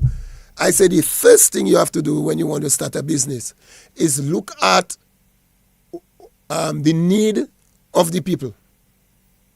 What do the people need? What is the need of the community? What are their needs? And then decide to provide the solution for the need. And that's a business you start already, So a man need haircut. You realize everybody, if their hair on their head not cut, because there's no barber in the area, and provide the service to cut hair, and your business start. I remember once I went to a church. I was teaching them on business and managing money and so on. And I told them, if I didn't have business, I tell them, I don't understand how young people say they don't have work. According to my father, my spiritual father, Brother Mariel, there's nothing such as it don't have work. It might not have a job, but there is work. Because there's a difference between a job and work. So those say don't have work. I was telling them, if I wasn't working, if I didn't have business, one of the business I would start in Portsmouth is I will take a pail, I'll put two pieces of rag in it, take a broom or something, and I'll go to homes and tell the people, I want to come, can I clean your windows for you? And then I will start cleaning the windows. If they give me permission to clean the windows, and I'll charge them for cleaning windows. I say, how many people in Portsmouth that would like somebody just to come and clean their windows? There was a guy in the church that sat there and he listened to me. The same week, the guy started the business, Up to today, you have car wash, you have power wash, you have everything. By just listening to that. Same week, he just started something and going around cleaning, washing people's vehicle for them, asking them to clean windows and so on. And the man started a business. You see, if you start thinking of the service, what can I provide to the people? What they need, what's their need? Then when you see the need, you will provide the service and you start a business. So in coming back to your question about Portsmouth and the people that start and homegrown business, I believe that's how the business came about, because the people looked at what Portsmouth need and they provided. For example, that's how I start. Portsmouth, everybody are going to Roseau for cement and so on. I was coming to that. I was about to ask you, what inspired you to become a businessman? Okay. Well, before I get to the cement, I'll go back to the beginning. I bought a piece of land in Picard to plant, because gardening was everything. So a guy had a piece of land selling. I bought a piece of land. I think it was about half acre of land. So I said, I'm going to plant bananas and plantain. I plant plantain, bananas, and some cocoa dwarf, and so on. So every time I look at the plantain, I say, wow, next week, that one ready to cut. When I come next week, the plantain not there. With no exaggeration, not one grain of plantain I got from that field. Everything was stolen. Before the bunch of fig come out, before the plantain come out, it was stolen. So I was so vexed one day. I took a cutlass and I cut every plantain tree down. I just cut them down. I had a cocoa dwarf, a small coconut tree, that it used to make a lot of jelly. The jelly used to touch the ground. One day I came and the jelly tree wasn't there. They stole the jelly tree, They go dog around the jelly tree and they go with it. So I cut down all the trees, man, and I left the land. And during that time, Ross had students and people were building and so on. So I went to Mr. Monell. God bless his soul. Mr. Monell, you know Mr. Monell. I used to work in National Bank. National Bank. Yes, and I told him I want to build an apartment. No, but before I went to Monell, it's not that building I went to Monell for. I went to Kendia at Royal Bank. Because, I know Kendia from Portsmouth. And I told him, I want to build a building. I got something overseas. I went to a trade show and I saw a building that I could do 18 rooms for a little bit of money. I want to do that building, a steel building. So he told me somebody did a building, 18 rooms, and it cost them almost $1 million. How you want to build a building, 18 rooms, for less than half the price of that? I say, sir, trust me. Just give me that. All I need is a chance from you to give me that opportunity to build that building. He said, Bubbles, it's Alexis. I'm going to trust you, but I know you'll come back for money. In those days, Ross, students all about. In 3 months, I had students in the building. He gave me the loan, and in 3 months, I had students in the building. The building was up and running, So that's how I started with the apartment stuff. Coming back to... you first started with apartments? Huh? You first started with apartments? No, I first started with M&R, but I wanted to do comedy. Yeah. Okay. But cement, I remember once when I used to work at Fifth Enterprises, I told my auntie them and her husband, let's sell cement. Cement, I did research and I got the cement in Barbados, and at least we can make at least say $15,000 a month on cement. Let's sell cement. They say, so-and-so tried selling cement and it didn't work, and so-and-so tried selling cement. I say, yes, but we are not so-and-so. Let's start selling cement. Anyway, they didn't agree. I say, but you have the boat. We can go and get this cement. And he said, no, we don't have cement. I was so passionate about that I decided I'm going to start my own business selling cement. So we went to church in Vegas one day with Brother Mary. I went with Brother Mary. On our way down, I was telling Brother Mary, I want to start a business. I want to start selling cement, but I don't have the means, I don't know how to go about it, He said, I will help you. And the following week, we put our things together and we went to the bank. He put his land as collateral, and Mr. Monell gave us the first loan to order the first shipment of cement. The first shipment of cement cost us $70,000. When we sell the cement, we make $70,000. No profit. Because burst bags and fellas was bursting those bags especially and all that kind of thing. The place we rented we rented to do the business, the first day we started the business, the man gave us notice. The first day? The first day we started business. So you had the building there for a few months before? No. The first day we rented the business, we put it there and we stored the cement under the where we were renting. And the next day the man told us he cannot take that dust and that heat. So he gave us notice. So we moved to another place 3 months after they gave us notice. And we decided we're not living there until we have our own place. And that's where we built M&R. So that's how the name came, Merrill and Renneth, M&R. M&R Trading.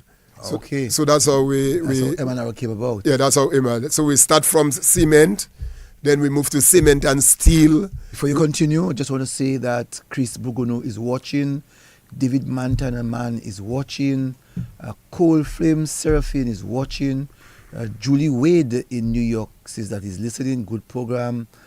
Diane Libla says she's at Pi. Alison Fevrier says, look two lovebirds. Another one said, great interview, very interesting and engaging. Corinne King says, good evening all. Wallace Centilla said that he's watching. And another person says that Cecil, quite an interesting program tonight. And quite a number of persons are tuned into the program and looking on Facebook and YouTube. Yes, Bubbles, you were talking about the other aspect of the business. Yeah. I was saying that we moved from steel to galvanized to windows, and the business does expand till we get to where we are now. And you all are doing well. Yes. So now tell us a little bit more of your business. You said how you started. Give us much more of your concept of how you go about doing your business and the success that you've had. The main thing in our business is service. We pride ourselves in service. As you know, we started with M&R, Avisville. Now we have several businesses. I'm involved in quite a bit of businesses, giving different services. So we're in the real estate, we're in the business building supply center, we're in the fabric now, we're in services like FedEx, insurance, and so on. So we are involved in quite a bit of different businesses. So we can take you from foundation to roof, in terms of construction. In terms of accommodation, we provide accommodation for groups, any type of person. It doesn't matter, we can take care of you. But one of the things that help us in business is that, let me say, we serve people with a pride. But besides serving people with a pride, my joy is to be able to, every fortnight, to see people going home with a salary. I can stay without one, but when I see people going home with a salary, that brings joy to me. I always tell myself at a very young age that I want to create employment for people. I want to do things to make sure people can take care of their family, And that's why we have very little turnover. When people come and work with us, they don't leave. We take care of our staff. We take care of our people. We treat our staff well. And we may be the business in Dominica that the less turnover. People don't leave. If you leave, you leave. I remember banks used to call me and say, Bubbles, you don't have a staff to send over to us. So people that leave us, they leave for a better job. And we still have a good relationship. They will still come around, and so on. So we treat our staff well, but these are the services that we provide. Renneth Alexis says, love the program, very interesting. Peter Prost says, yes, he said that he's watching, and he says, great story. Kadia Lastic, says that she's watching. And Renneth, Marvelin, and 10 others are watching. Enzo Irish says, hardworking, self-made making man, full of inspiration, my countryman. You have always shown leadership and progress in all you do. And Paula Frederick said, great program. Leadership, Bubbles. Yes. Tell us about your leadership style.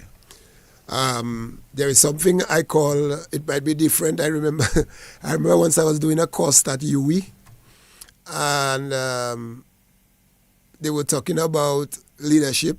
I did a leadership course at UE, and they were talking about leadership, and they were talking about leading. There are some people that lead from the front. There are people that lead from the back. I tell them that's not my style of leadership. I am what you call a 360 leadership, a 360 leader. So they say they haven't heard that. What's 360 leader? I said I'm the kind of leader that empower everybody around me to lead.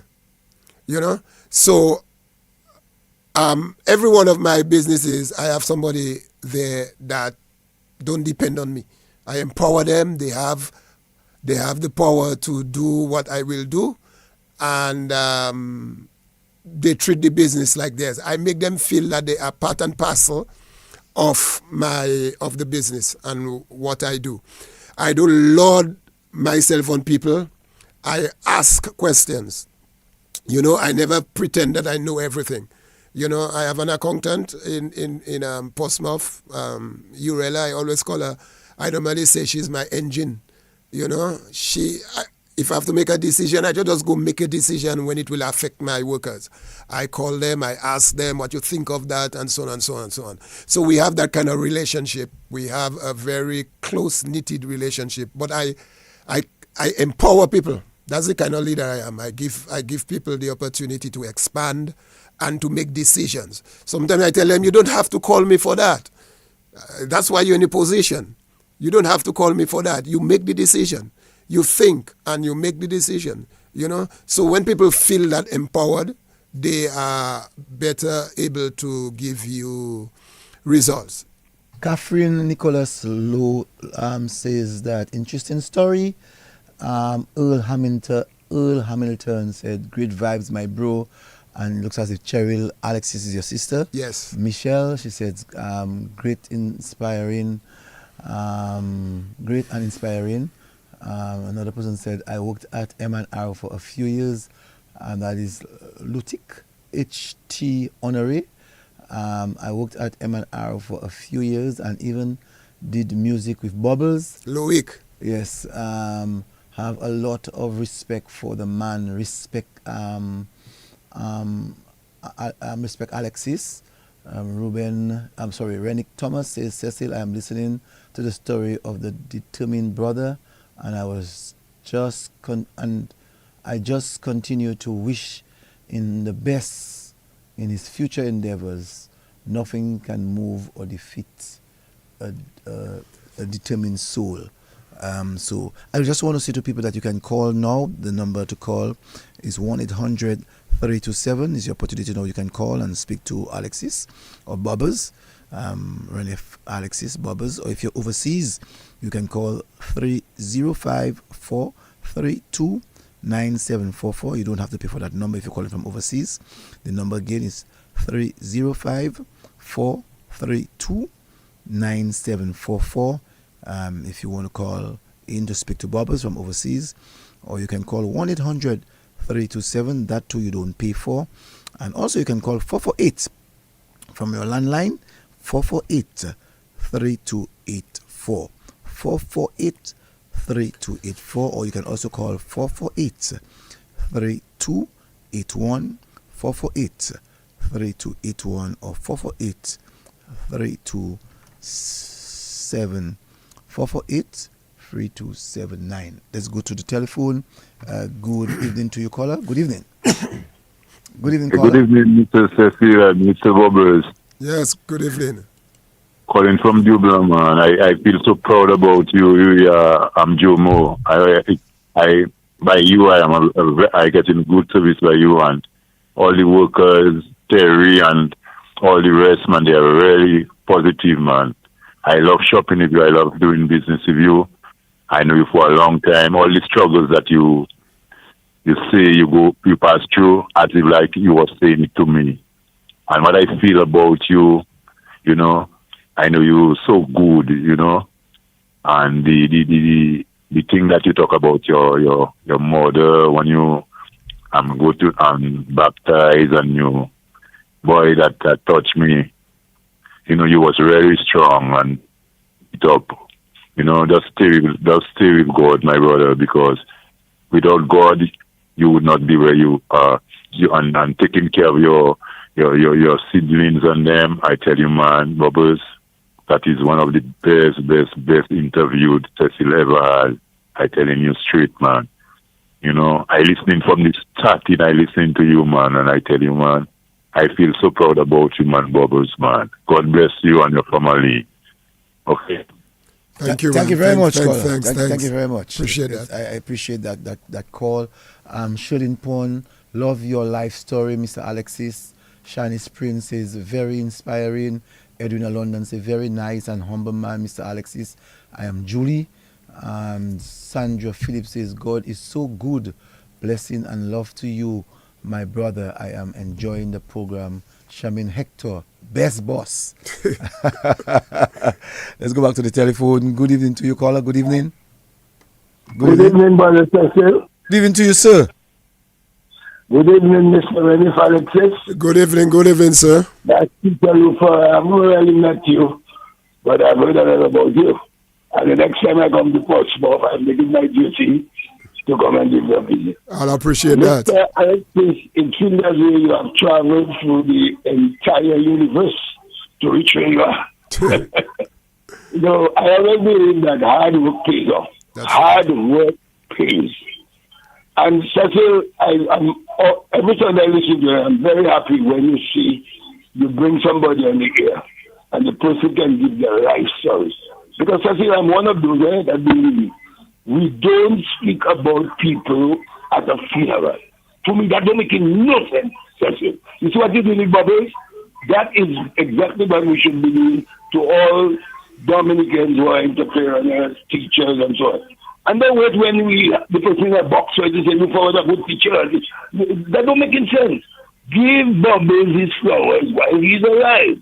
That is me. That's all I feel. So, Mr. Renneth, I wish you all the best, my brother.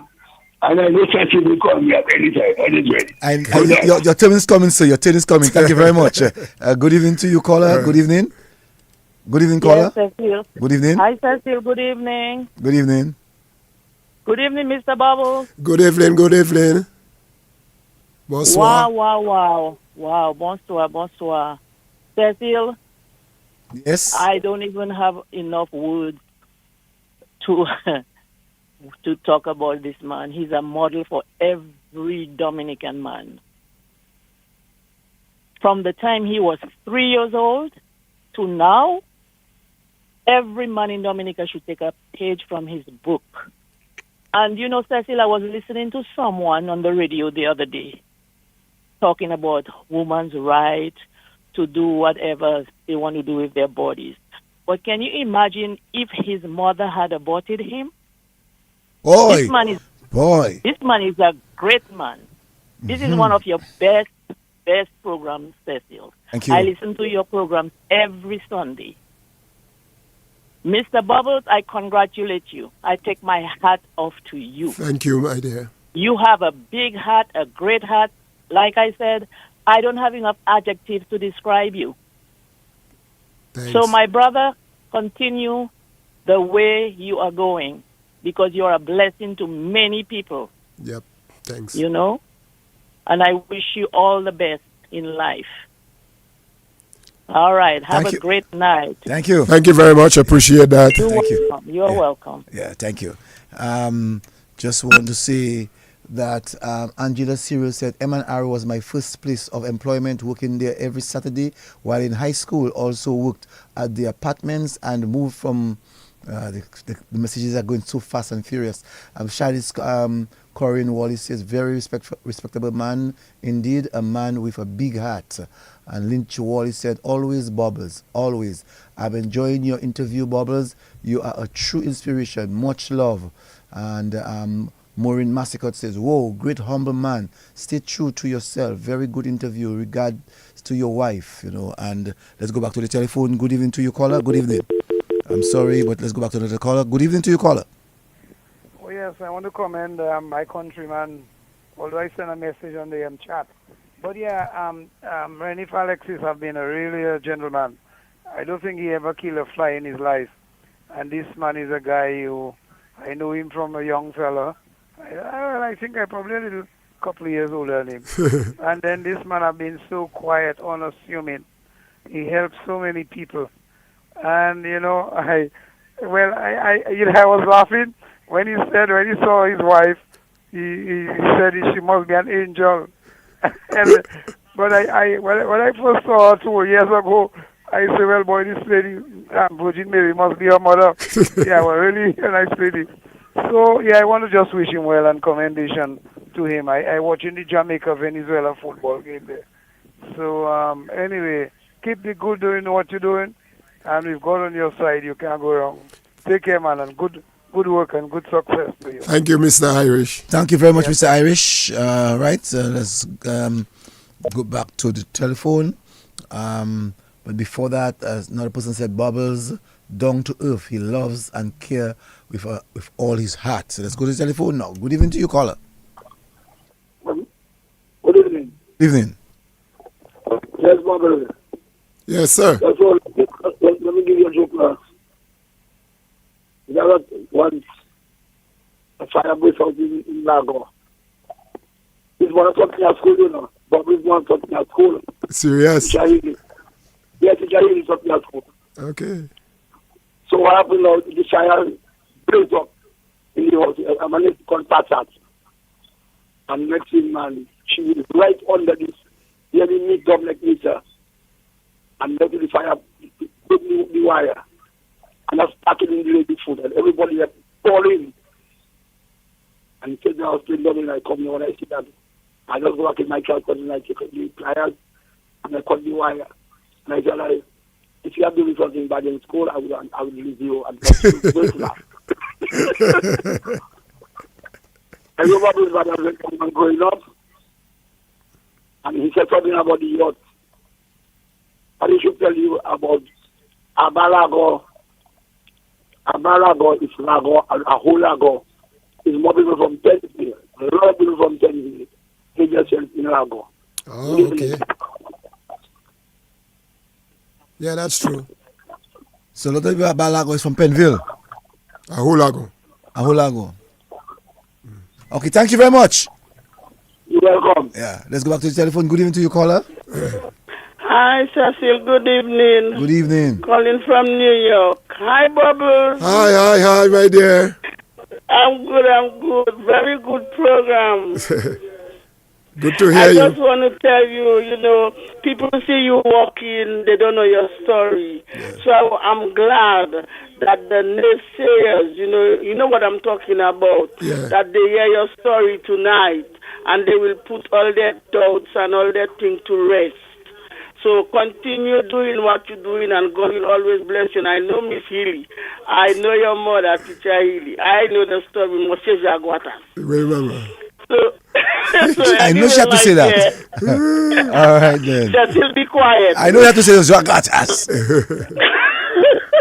Anyway, you have a good night and get home safe. And be listening. Very good program. Cecil, you number one. Congratulations. Thank you. I'm giving you your flowers. Thank you. Thanks. All right, good night. All right, night. Yeah.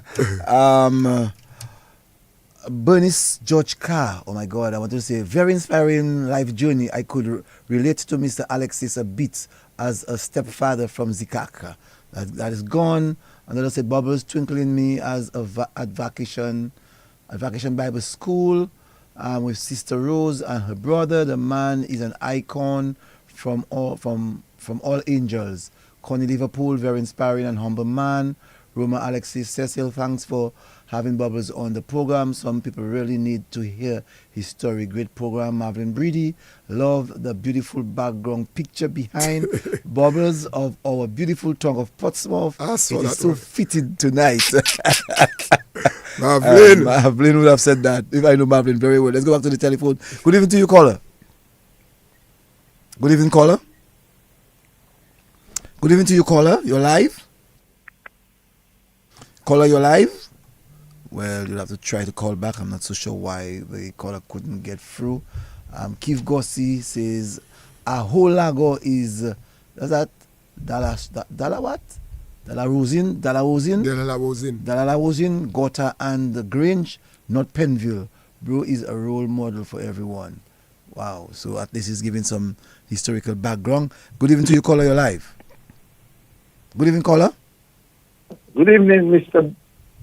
Good evening. Renneth Alexis. Good evening. How are you? I'm blessed, doing pretty good. I normally say doing pretty good for a young man. Inspirational. Cecil, I give you a rating for that program already. So, Thank you. Let's accept some more. Great program. Thank you. What was I just waiting on that book? I was in an autograph copy, so as soon as it's ready, you have to find. Working on it. Madam, say hello. Thanks, sir. Tell her hi for me. Do you mind time in Antigua with the hurricane catch us? Yes. Just one. Thanks, man. Take care, my brother. Okay, bless you. All the best. Thank you. All right, let's take another caller. Good evening to you, caller. Good evening. Yeah, although although I gave my input and you read it through, which I'm grateful for, I just had to make myself public, make it public on radio. I trying to align myself with part of this gentleman's story, especially with the daddy issue. And that is one scenario I experienced. And they always say that the stone that the builder refused become the head corner. I wasn't a head cornerstone, but I am part of a stone that was used to build the foundation, put it that way. Anyhow, I learned about this guy through Val Calypso. If it was Bubbles that did that, I don't know what you guys would know. So that's why I was so tempted listening to that interview tonight. Great interview, very informative and very well aligned. You know, I enjoyed listening to positive vibes. And he has that zeal, enthusiasm, and determination to succeed. And as I said prior, I wish you all the best, brother. Yeah, man. And what more can I say? You have so much to share while I'm just listening. Thank you. Keep it moving. Thank you. Thank you. Thanks a lot. Right. Give thanks. Yeah. Blessings. Gloria Lincoln said, listening in Connecticut. Zila Baron says, Bubbles, that story was very inspiring. Hard work always pays off. I'm proud of you. Marvelyn Valentine says, great program, Bubbles. Blessing. Corinne King says, amen to that caller. Dave Williams is watching. So, Bubbles, you are really on tonight. Let's go back to the telephone. Good evening to you, caller. Hey, Cecil. Yes, my brother from another mother. It's past my bedtime, but since Bubbles is there, I want to throw a few things at him. That's the rooftop man. Rooftop planter. That's my neighbor. Yeah. Very good program. Very good. Lakou, similar to mine. You see, back in the day, it was poverty in the first degree. Poverty in the first degree. So you have to wake up. All right, wake up and not only smell the coffee, but drink it. You know, take action to get yourself out of that situation. Not our fault, but we came and we met it there. However, just to add to what you said, when starting a business, okay, you have to have a need. You have to see a need, to feel the need. But to add to that, you have to have the desire, the burning desire to meet that need or to feel that need. And that's one of my 6D formula, okay, to achieve any goal I so desire or I so want to do, to achieve. That's right. That's the first D. Have a desire to feel that need. Food, housing, clothing, those are human needs. And you look around and see that person or even for yourself must have the desire to feel that need. So you add that to looking for the need and attempting to feel that need. Now, I'm going to ask a little harder question, Bobby. I come to your business every time, or most times, to purchase materials and so forth. And I always look for a vision statement and a mission statement. My brother, where do you have that? Do you have it hidden somewhere? So the next time I stop by, you'll show it to me. All right? Okay, doctor. Take care and have a good night. Blessings. Thank you. Someone said, Bubbles, that Brother Bubbles preach a sermon on Father's Day. This man is gifted in so many ways. God bless you. So that person remembered your sermon recently. Let's go back to the telephone. Good evening to you, caller. Good evening to you, Cecil. Good evening, Mommy. Yes, sir, Mommy. Yes. You had to call. That's Mommy. Mommy, you just woke up, man. No, I just wiring for this to get you. Okay, Papa. So how are you, Bubbles? I am blessed. Good night. Oh, my goodness. It's so good to hear your voice. It's so wonderful. Yeah. Oh, my goodness. My heart burning flame when I heard you and your dad. But Christ carried the cross. It wasn't easy for him. when he went up to Calvary. So you have to take up your cross, and now you are in the crown. So continue giving praise to God, the Almighty. And your wife, give her my love. And I wish God continued blessing upon you and your family and your business. You work hard, and you're trying to bring everything back to your country. It's not like those cats that only sleeping and talking a bunch of baloney. Okay? Okay, You mommy. develop in your country. I want to know on that thing, you know. Giving me a set of strength. You have your radio too loud, that's why. That is what I'm trying to lay down there. And it's giving me problems Yes. in the TV. Yes. Well, lower the volume of the TV. Oh my goodness. I will just knock out that bloody thing. Mommy, just lower down the volume of your TV. I like going to turn it off. Yes. Can you hear me now? Yes, I'm hearing you. But it is still loud, I'll turn it off. Yes. So, Bubbles. Yes, mommy. I'm so happy to hear your voice. And you are the best. Thank In you. your program. So how old is your dad now? My dad died in a Oh, accident. he passed on. Yeah, in the States. And the lady, the wife, is she along? No, she died before him. Okay. And you're alive. Yes. Thanks God for you. So the other children you have out there, they are getting in touch with you? Oh, yes, we good. All of us good. Oh, wonderful, because you cannot put the children in that business of that father and mother. No, we all good. That's good. I'm glad to hear that.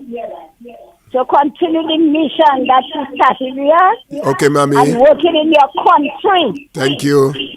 And may God continue to bless you. So tell those cats that's outside there that wanted to put you to court and go right in your business place. And keeping that party. I don't forgetting that, And until you have to end up in court. You go through a lot. Okay? Yes, So mommy. God is watching over you. Yes. Continue what you are doing and continue giving praise to God. You know, God is the only way, the only truth, and the only life. And He's taking good care of you because He knows what you go through. So don't give up. Oh, no. Keep up the good work that you are doing.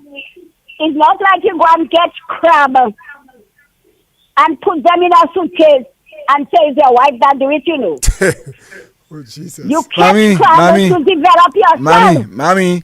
Yes. The other person want to call, so make up, round up your points, please. Yes, my dear. Thank you. So I wish you God continued blessing, Bubbles. Okay, mommy. Give your wife my love. I will. And Cecil, Yes. take care of your... Oh, I'm sorry. I don't know what's wrong. What went wrong. Yes, mommy, I'll take care of myself. You can call back. Thank you very much, mommy. I'm not so sure what happened. Now, also, Bubbles, New Day Christian Fellowship says, Cecil, the New Day Fellowship comment is actually from Henry Pascal in Georgia. Marvelyn Valentine says, great program. I said that earlier on. And also, too, we have Shanice Wallace. Shanice Walter. Yes, Walter, sorry. She spoke about the sermon. Frederica James is watching. Marvelyn Brady is also watching. Robertina Irene is also watching. Your sister Cheryl Alexis is also on. Secret Empress Loftus Bell says, your story, Mr. Bubbles, and you are a great mentor to many young men and women. You are the phoenix who rose from the very fire. I admire your resilience and perseverance to rise above. And so much to be said tonight, Bubbles. No, Bubbles. Let's go back again to the telephone. Good evening to you, caller. You'll have to call back, caller. I'm not so sure why. Bubbles, I know that there are people who would not admire your success. But let's go to the telephone and then I'll ask you that question. Good evening to you, caller. Good evening, Mr. Cecil and Mr. Bubbles. Good evening. Good evening, good evening. How are you doing, Mr. Bubbles? I am blessed, doing pretty good for a young man. Okay, Mr. Bubbles, good vibe. Thanks. I don't know if you pick up the voice. Yes, I think Tabanak. Well, the whole world know my voice. I have to tell my voice, man. I remember we go a long way. Yeah. Well, you know one another for a long time. So you play cricket together, man? No, boy, I couldn't face Mr. Boy. Tabaco just wild. A wild bowler. Yeah. Mr. Bubbles, good vibes, man. I will never stop talking about you because when you have your business, you always give me like a hire to drop my cement or in Tibo or in Vickers or in Penville. Yep. I don't hear them people call in. I don't know whether they sleeping or not, but I know you do plenty for enough, especially between Vickers and Penville when you had that lovely lady August on your screen, tell on your fashion for going down on first. You remember all that? This was for that lady. Spinning your style, brother Mary and so. So it's good vibes, man. I don't want to bet they're listening to you and you're making a good. All we're talking about is reality. And so Cecil, you know what's going on. Good vibes for yourself. I can hear your flowers, you're alive. You know you have some little program. I want to talk about it. You after I talk to you when I listen in the days when you're on the program. So good vibes, Cecil, and good bubbles. Hold it up. Thank you, man. Thanks. Thank you. Much appreciated. Yes. So Bubbles, I was saying to you that there are people that will be not appreciative of the fact that you're succeeding. And so some persons will drag your name into. How do you feel when those things happen? Those things are hurtful, but I am taught differently. I am made up of, well, in our local term, we say dash and live. Sometimes when problems and struggle comes your way, you have to be able to use it to step up and move on. I remember once I was sharing in church and I was giving him an example of a donkey that fell in a hole. And the hole was very deep. And the owner was trying to take the donkey out of the hole. And he could not. And he sent for the neighbors so that the neighbors could help him get the donkey out of the hole. And the donkey, they were having problems. And one of the neighbors suggested, the best thing is the donkey is suffering down there. So let's just bury the donkey alive. And they start taking dirt and sending on the donkey, burying the donkey. Not realizing what the donkey was doing every time it feels dirt on its back, shake it off and step on the dirt that they send at it. So while they covering the donkey will just shake up the dirt and step on. They send more dirt, the donkey shake up the dirt and it step on it. Until they realize, the donkey just reach to the top of the hole and just walk out of the hole. So the same dirt that was meant to bury the donkey use it to step on it to move out of the situation that they're in. And that's how I view life. When people don't know you, they don't know your story, all they see is your glory. And let me just give you a testimony. And me and the partner good now. But I was chairing service once in Portsmouth, a camp meeting church. And after service, a guy came to me and he said, "Bro, I want you to forgive me. Forgive me. I want you to forgive me." So I don't know, the guy said, "But forgive you for what? What you want me to forgive you for?" He said, "Man, I never realized this. He said, I used to call the radio, say things about you. I used to tell people things about you, and I don't know, it's you. He said, when I look at you tonight and I look at you on that pulpit, man, God touched my heart, man, and I had to come and ask you forgiveness." I say, "Well, I don't know what you said, but I forgive you." So people don't know you. They don't know your story. They don't know how you get to where you are, but they have all evil to say. Cecil, I really don't understand. I don't worry if people can say what they want, but I don't understand how somebody can spend their life that is so short and precious to talk about other people. Every day, every night, talking about people. Man, if you have something to say to somebody, pick up the phone and call the person. But you cannot preoccupy yourself just there talking about people. So when people talk about me, I know better.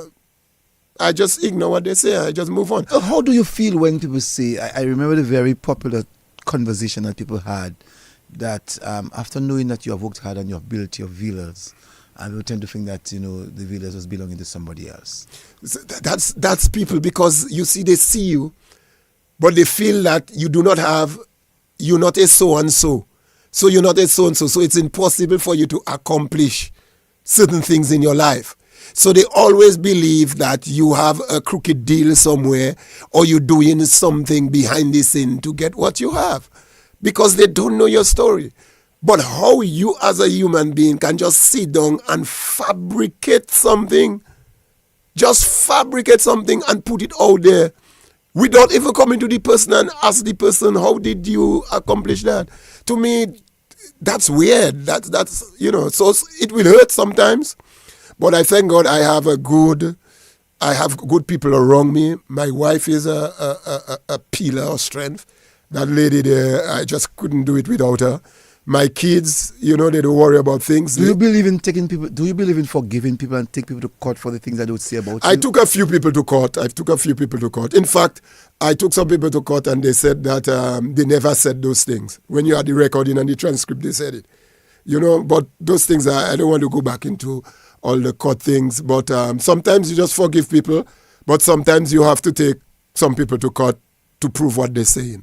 But if you have to take everybody that say everything about you to court, you'll not waste your time. And the court system, you take so long to get things done. Sometimes you just ignore people and just move on and do what you have to do. You know your heart. You know what you're doing. You know the things that you're doing to get where you are, and you just keep on doing it. People will talk. They talk about Jesus. They call Jesus son of Beelzebub. They call him all kind of name. Go back to the telephone. Good evening to you, caller. Hey, good evening, Chelsea. Good evening. Chelsea, I knew Mr. Alexis, but I didn't know it was that was Bubbles. When I listened and I hear you was coming on the program, because of all the negative I have heard about him, I decided I was going to listen to the program. However, I decided, let me just watch the program. And it's the best thing I've ever done. It tells me how people can damage people's name. Good people, And, it's a hurtful thing when people could just say things about people. And I tell you, that man is a very, very strong man. And you know what, it will encourage me. Because you see, when you see we hard working like that, people always have some kind of negative things to say about us. And his life is encouraging to me and give me strength to continue to work and to succeed. Mr. Alexis, thank you for the person you are. I appreciate you. And I thank God, Father, to listen tonight. Thank you very much. Thank you very much. Very encouraging. Thank you. And I just want to read that quickly. Someone says, Zetma said, let them talk. While they're talking, you are working. God knows everything, and that's all that matters. Continue to be my brother. Bless up always. That's from Zetma Jupi. And Beverly Blackman say, learn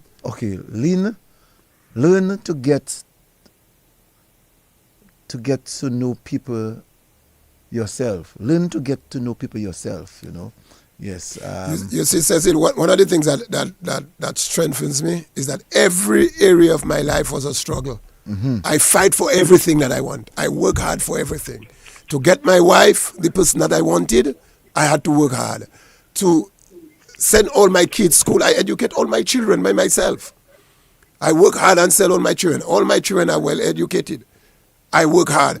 I work hard in business to start business, whatever. Every area of my life, I work hard to accomplish it. Let's go to the telephone quickly. Good evening to you, caller. Thanks for holding. Yes, sir. You have to call back. Mm-hmm. I just call back to say good evening to my Dr. Honorable Prime Minister Roosevelt Skerrit. I don't know how I forget to say good night to him. So I had to call back. So PM, may God continue to bless, guide, protect, and direct you. May He cover you with His precious blood. Be strong, be bold. We're facing a hurricane season. And I know your eyes already open and you're ready to do the work for the country. but God will protect us from this hurricane. Be not afraid. Keep your head above the waters and pray, because Mommy praying for you. God bless your wife and all ministers and senators. Get ready. In any disaster, do not let my PM go out there alone. Work with him in order different constituencies. Thank you. Thank you. Mr. Bubbles, good night. Good night, Mommy. Keep on the journey that you started, and God will continue to bless you. Because remember, Christ goes through more than that for us. Now he's victorious. So you will get your flowers in heaven when the time comes. Thank you. Keep on working. God bless your wife and your children. Have a wonderful week. Thank you. Kelvin Ambrose said that he's watching. Rhea Bruman said that she's watching. So, really tonight, Bubbles, some person's giving you flowers while you're alive. Let's see another caller. Good evening to you, caller. Good evening. That is me again. Program Tuesday. Bubbles, while you tell you, man, you are strong and keep it up. More people sitting. By the way, you're close to August. Bubbles, can I ask you? Say that again. You're close to August. You're born close to August. 1st of November. Okay, well, we're still close of August. I'm putting August and all what you're talking about that happened to me, you know. A lot of grudge, a lot of jealousy. I'm a hardworking man. I'm a businessman also, and it's just a fight. But more people say things, but it makes me stronger. I like people to say things about me. I like people to say things about me. It makes me stronger.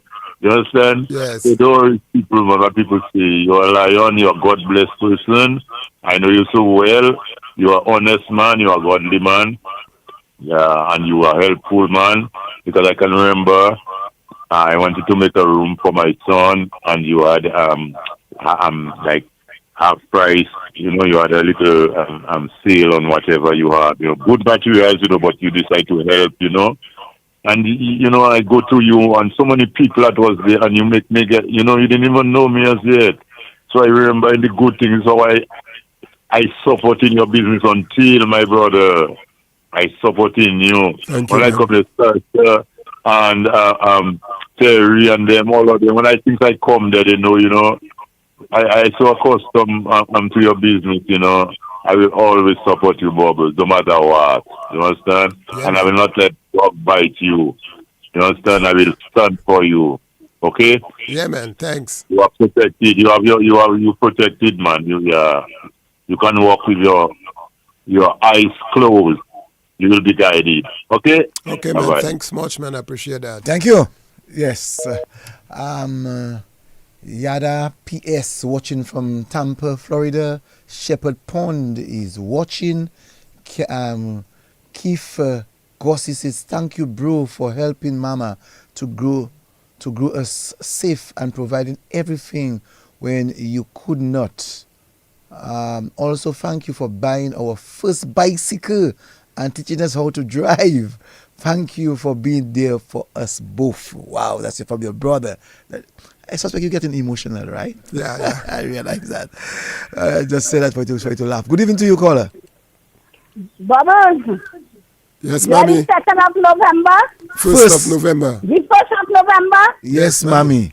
And I am the 2nd of November. Oh my goodness, I can be a model. Thank you. But we have the same time. Yes. And we are fighters. Continue fighting for the Lord. Yes, okay, my boy? Yes, Mommy, thank you. That is what I call back to tell you. I'm the 2nd of November. You are the 1st, and we are the children of God. Thank you. We have faith in the Almighty, so continue working. God bless you and keep up the faith. Yes, Mommy, thanks. All right, thank you. Now, Loftus Bell said, that's so sweet that brother said. That is so sweet what that brother said. Happy to hear so many men are calling in. Yeah. Yes, as I was just thinking of that, man. So many men. Yes. Good evening to you, caller. That's a good sign. Yes, good evening to you, Cecil and Mr. Bubbles. Yes, good evening. Good evening. Yeah, listening to you tonight, Cecil, with your guest tonight, it's very, very chilling and thrilling, you know. I was moved by the passion and how I listened to this guy explain himself and his story. And I see this is a very remarkable story and humbling one as well. And I saw in that story, leadership. Sometimes people want to be bossed, but especially when he explained, or Mr. Bubbles, when you explained about you consulting your team, your management, because you don't just do things, you even if you have an idea, but you go to your team, and that is called leadership. That is not being a boss. That is a boss just do what they want. But a leader seeks advice. A leader involves everyone, and you have a great story. You have a very good story. I do not want to elaborate. I know you well. You're a taxi operator. I am one as well.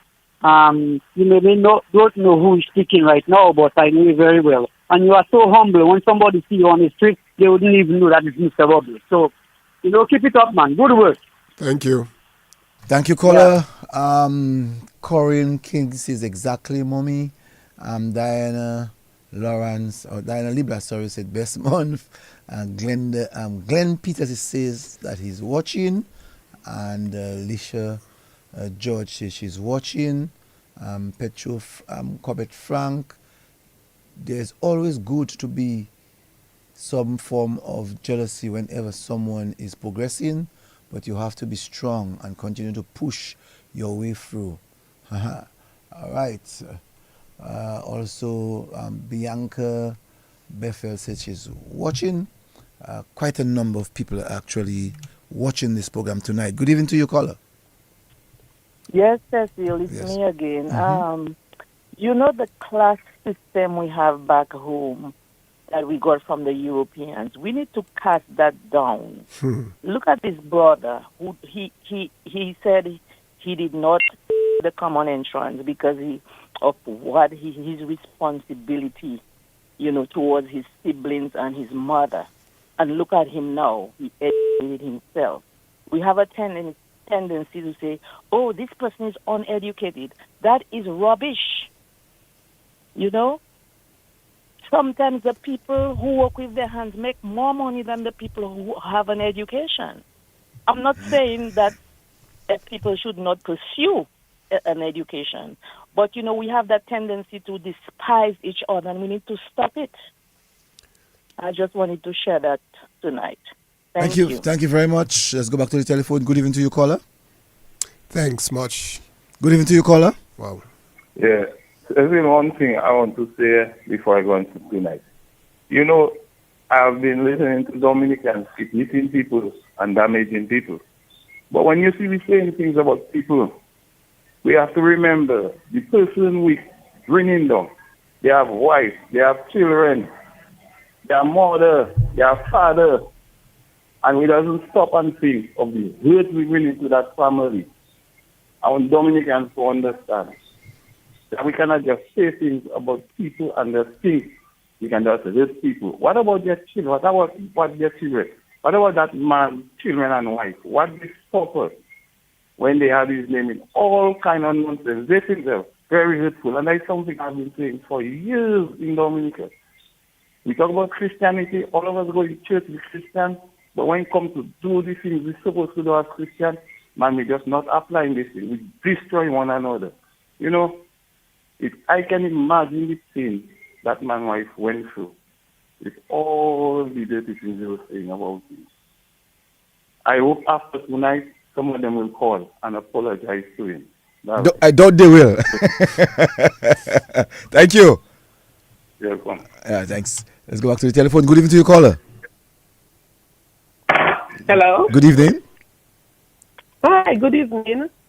That sounds like my sister. Is this this is Francilia, yes. Go ahead, Francilia, I'm listening. Oh, yes. I was just calling because I'm watching the live here tonight, and I am so happy. I called my brother just before he walked into DBS. He told me, he's like, I'm just walking into DBS, and so I was so excited to watch the program, and it's the best thing that I did tonight because I'm so proud of him, of you, Bravo. Thank you very much. I'm proud of you too. Thank you. How did you know it was me? I know your voice. You are my sister. Okay. All right. Are you still on the live? Yes, we are. Yeah. Oh, okay. All right. I see. No, I just want to call and say how happy I am that I called you tonight to know that you were going to be on. So. Yes. Thanks. Thank you. Thank you very much. Thank you. Blessings. Nice Talk to hearing you you. later. All right. Bye-bye. Yeah. Let's go back to the telephone. Good evening to you, caller. Good evening. Well, this time is busy, man. Yes, go ahead. Very interesting. Mr. Alexis. Yes, ma'am. I just want to tell you, my brother, just give God thanks. Thanks. There's nothing that you did is not of your own. God has a plan for you from the time you were born, yeah? Yes. Trust me, from the time you were in your mother's womb, He had a plan for you. Just give Him thanks and praise. Jesus Christ is not doing anything, they crucify Him. That's okay. Now you are a believer. You know what to do, just forgive, live for Christ, and the praise goes up to Him, and you are what to do to know these things anyway. I know your wife and I were in same classes in high school, so you have a very nice wife anyway. But your story was very touching, but tears, a lot of things I just identified myself with. The part that I was talking about is your dad never took care of you. And then you were saying daddy, and I'm saying, oh my God, I was talking something else. Because I went through that same thing, I could have called my mother daddy because I didn't have a relationship, but God was in all of it. That's right. Just continue serving the Lord, my brother, and you're on the right path. Thank you very much. That's the thing that we want to do for Jesus Christ. Yes, I appreciate that. And be careful when you go down, all the best. Okay, thanks much. Thank you. Blessings. Yes. Yes. Bubbles, I know that, as I was saying to you earlier on, that I felt at one time that you're very emotional. Normally, when I talk about my life story, I cry. Because sometimes I remember, I'm just giving half of the story there because it's a lot that I've been through. But I always see the goodness of God in it. And I learn one thing when the Bible says, Beloved, I wish you above all things that thou mayest prosper. So God wants us to prosper, but not only prosper and remain there, be in health, even as your soul prosper. Your soul is your emotion, is where you love, where you hate, where you feel and touch. And God wants that area of your life to prosper also, which is the whole man, your soul and your spirit and your body. Let's go to the telephone quickly. Good evening to you, caller. Good evening to you, caller. Hello, good evening. Good evening. Good evening. Hi, Mr. Bowman. Hi, good night. This is Corinne. I belong in Lakou, Corinne Company. Oh, hi. Yes. Yeah. Lakou people. Yeah, Lakou people. This story just touched me, Mr. Bowman. I didn't want to tell you that there is something you said that changed something in me tonight, and I just want to thank you. Thank you for the only inspiring words. And I wish you all the best, and I respect you for now. More and more and more. Thank you, Mr. Bowman. You're welcome, my dear. Thanks for calling. Okay, thanks. Bye-bye. Bye-bye. Thank you very much for calling. And the numbers to call is 1-800-327 or 448-3284. Let's go back to the telephone. Good evening to you. Good evening. Good evening. Good evening, Cecil. That is Alifia Radio for Korea. Yes. Oh, Alifia, what's up? My girl. Yeah, first time I called in your program. Yes. I didn't know you had a program. Yes, so long, Alifia. I just tuned in. I'll have to bring you on. Alifia, I'll have to bring you on that program one of these days, okay? I doesn't listen to DBS, but I don't know what happened. No, for you. I honest with you. I honest. I know you're honest. I'm just saying to you, Alifia, that I'll have to bring you I'll have to bring you on that program one of this night. You from let me say what I have to say before you finish my mouth. Okay, you will top up my phone for me. Okay, go ahead. And I don't know Mr. Alexis, but I want to come down Portsmouth to know him because I have family in Granville and Portsmouth. That's John Charles in Granville. Smith is to work at the port. That's my cousin. Okay. So I just want to tell Mr. Alexis, what that touched me is when he say he had to leave school and take care of his mother and to feed his young brothers and sisters. No, seriously touched me.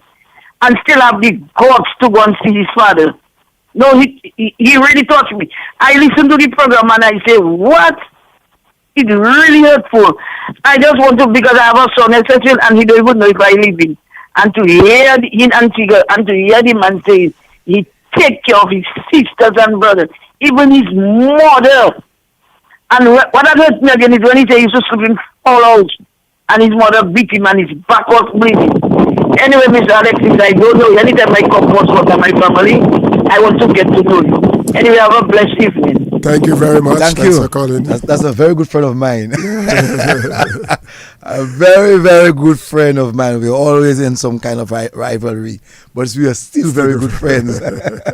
Yes, Alexis. So sometimes, people really do not know our stories. No. And people tend to say things about us, do not know our struggles. So according to you, people only see our glory. Yeah. And they have not seen how hard that we have worked to get our glory. Have you ever received an award? Yes, I got the award. The national award, yes. Yes. Uh-huh. I received that, and I received different awards already from different groups and so on, But I was going to say something there. Yes, most times when people look at your glory, but they don't know your story. But if you have to offer them the journey between your story and your glory, they will not take it, because there is a journey to get there, and plenty of people judge you based on your glory, because that's what they can see, but they don't realize that it took you a real hard, rocky, sleepless, bumpy road to get you where you are, Golden crabs. Yeah, golden crabs. All right. Fiona Kinsales from Trinidad says, blessed night. Happy to be on. I'm from Trinidad and Tobago. Good evening to you, caller. Yes, good evening. How are you doing? I'm fine. Okay. Bubbles, night. Hi, Robert. What's up? Yeah, man. Good program, man. Thank you, man. Yeah, man. I don't know if you know the voice, but... yeah, Robert Douglas. Yeah, but we should go and do 4 crabs together so I can attest to that. Okay. Yeah, man. Enzo, Megs, myself. Oh, that's Philipson. Yes, you have it now. All right. Yeah, I can attest to that, man. Yeah, man. Good times. You used to give me all kind of books on my hand with marbles in government school. Yep. Yeah, that was good times, boy. Yeah, man. Listen, man. I'm tuned. Thanks, man. Thanks for calling. Keep doing what you're doing, man. Yeah, sure. Thanks. Yeah, Irie. That's one of my crab buddies, man. We used to go for crab together. Lakia Joseph is watching, and you're right. You're right, Bubbles. That people really do not know our struggles, and they will make stories about our success. They will talk bad about us in reference to our success. They give you the impression that they hate success. They don't like to see people succeed. I don't know why that culture is in some people. Why you should delight in people's success. You know the trap that they put for doves? Yeah. If they could put an invisible trap that they put for doves to catch us, sometimes they would do it. The kind of things that they say, they don't know at nights when you go and sleep how lonely it is and how much cry that you'd have to cry and how much stay up you have to stay up to prepare work for the next to day, do things yes. and they don't know that. You don't know how you have to call a person overseas and your telephone bills are up because you want to get that final deal, so they really don't know. And tonight you are actually giving people a side of the story. Yeah. As you said, not all. And that side of the story that you're able to give to people is to tell them that you had to work hard. Very hard to. So let me tell you, me and me alone used to go on a truck, load 100 bags of cement on a truck. I taking it down, put it on the tailboard, go on the tailboard, take it, put it inside 100 bags. Go on the truck, drive the truck for delivery. and I putting down the cement, 100 bags of cement. Me, and it's not the small bags we have now, you know, the 94 pounds of cement we used to have before. You know? Oh, Caesarina Edwin Augustus said, oh, I'm late. My people from childhood, Bubbles and his dearest wife. She's in the United States of America. And you know, Bubbles, it's good that that type of program can really help people to have a better understanding of who we are as a human being. Yep. People tend to think sometimes we fall from the tree and we became successful. And tonight you are able to relate. You are able, you know, while we are preparing for Hurricane Beryl, here it is in the midst of the rubbles of wherever Hurricane Beryl is, that you're giving the struggle of your life, you know, giving the struggle of your life, and to really make people have a greater understanding. Someone just said, may God continue to bless you, Mr. Alexis. I know how it feels when people say untruths about others. I know how it feels, Bubbles. Sometimes, you know, you get annoyed, and sometimes you wonder if there's really a true God, you know, that people can just say things about you. It makes you sometimes question your own self, Bubbles. But Cecil, I met a host of a popular channel, popular station that have the program. And I said, man, how do you every morning wake up and say those things and give people that avenue to just talk about people like that every day? You know what the person told me? Dominican love gossip, so they give them gossip. I said, but where's your responsibility in that? You know, and that's what people feeding on. I mean, you can't get anywhere in life like that. You'll just spin around in circles, man. Mervyn Wallace says this is a great interview and glimpse into your life, bro.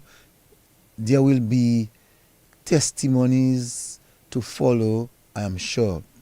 Blessings on you. That's Brother Meryl's son. Okay, I start listening and got stuck. Good program. I knew Bubbles during my camping days when he wasn't married. In fact, I knew how he started with Brother Meryl being his mentor. He has worked very hard and is diligent in his work. I always defend him. Wow, that person is a defender of yours, hearing things, maybe knowing the work that you have gone through. So much sacrifice you made to where you are. Right now, it's a blessing, Brother Bubbles. Glenda Thomas said, good evening, Mr. Alexis, watching from Chicago. Very humble man. Do you consider yourself humble? Very humble. I don't like spotlight, if you know me well. I don't like mic. I only like mic when I'm in church. You know, but beside that, I don't like to be in the forefront. I like working at the back. So that's the kind of person I am, a humble kind of humble man. And I do not think of myself more than anybody else. You know, everybody goes to the toilet. Everybody have to use a toothbrush. If you don't use a toothbrush, you know, people will stay close to you. Every man put it in their pants 1 foot at a time, or one leg at a time. So we shouldn't think of ourselves more than anybody. And I'm thank God for that I don't think of myself more than anybody else. We all are on the same level. That's how I see myself. Mervyn Paul says that he's watching. Mervyn Slippery Paul said that he's watching. That's a body of yours, right? Yes, that's my boy. Yes. Michael Figan said that he's watching. Glenda Thomas said work for Mr. Alexis, never had a problem. Wow. So that says very humble man indeed. Looking and sounding good, Bubbles. From Lee. That's Lily. No, Bubbles. Here you are today, successful businessman. 30 years ago, did you believe that you would have been a successful businessman? At the age of, as I said, 8, 9, when I told myself that my children would never ask me for a book, I wasn't sure if it was business, but I knew I was going to be successful in whatever I got myself involved in, you know. Mm-hmm. But I didn't know it was business. But as soon as I got love in the business, if the trading, if the crab and the money, you know, so when I give crab, I get money. So I say, but that's a good thing, buying and selling. So I move into it. And since I moved into business, I decided I'll be successful. You see, I have that kind of passion that whatever I get involved in, I will make it succeed. Your sister said 1 minute even know who you are. Eh? Your sister just said 1 minute even know who you are. Yeah, that's true. There's much more inside of you burning. Yeah. Sometimes when I meet my business colleagues that I deal with, oversee my suppliers, and they say, "You are Alexis. You are," you know, they expect somebody. You know, I dress ordinarily, although Peter Prosper say I always shop, but I always clean. I don't know for the shop, man. I suspect you want to say that you're always clean, not sharp. Yeah, always clean. That's what they have to say. Yeah. My wife will insist that I go on the road looking presentable. Let me ask you, have you ever thought of being involved in politics? Oh, no. I hate that with a passion. When I see what they're doing to people that are involved in politics, I will never get involved in that. Never. That's not my passion at all. You were never approached to be in politics? I was called once when Reggie was stepping down. Okay. But I declined to that. I don't want to get involved in politics. Politics is an ungrateful thing, you know, and it have the people. They're not me. You're doing for people 99 good things. The one you cannot do for them, they turn you down for it. I can't get involved in that. I rather stay at the back, Papa. that politics thing, they're not for me. Not for you? No, I afraid that. That. So, I wouldn't be able to deal with that. Seriously, that's one thing I know I will fail at. But you love people so much. Yes, well, I play my part doing what I do in all now, you know. Mm-hmm. I go at people's home. Yeah, I go I see them have 2 old windows in their house they can afford. You know, I'll go in my company, I'll take 2 windows, I'll send it for them, get somebody put it for them and put their window. I do those things there, you check. But, you know, somebody want help on something and I'm able to help them, I'll help them. I want an honest answer, not a humble answer. Are you a millionaire? I will decline that answer. No. Well, if you decline the answer, it's telling me yes, you know. Simple question I ask. Are you a millionaire? Well, in the assets and values that left for me to know and for you to find out. Well, let me see if I can find out. You said that you have this asset in Picard, maybe value $500,000. You have your business, value $500,000. Well, not really. You know, my property in Picard alone is over 15 million. So. Right. So your property in Picard is 15 million. So you are not your 10th in terms of being a millionaire. You're not just a millionaire. You are in the 10th. In the 10th. Oh yes, in the 10th. I don't like to see myself, so I'm just a humble person and doing what I have to do. Yeah. It's good to know that at a young age. I don't blow my trumpet. I don't do those things there. I just work and help people and create business to create employment, so somebody can go home with a salary to take care of their wives and their children and so on. Because I know what I have been through, and that is my motivator. You know, to be able to contribute to somebody living a comfortable life. What your children are destined to do? What are their studies? My children, my first boy is 33. First boy, he graduated. He has 2 masters. He working in computer gadget with some firm in the States. He's doing pretty well. My second son, that is 28 now. He is he just finishing his doctorate in physics engineering. Physics. He should be finishing in about 4 months in his doctorate. And the last one is a pilot. Wow. So they all have achieved. Yeah.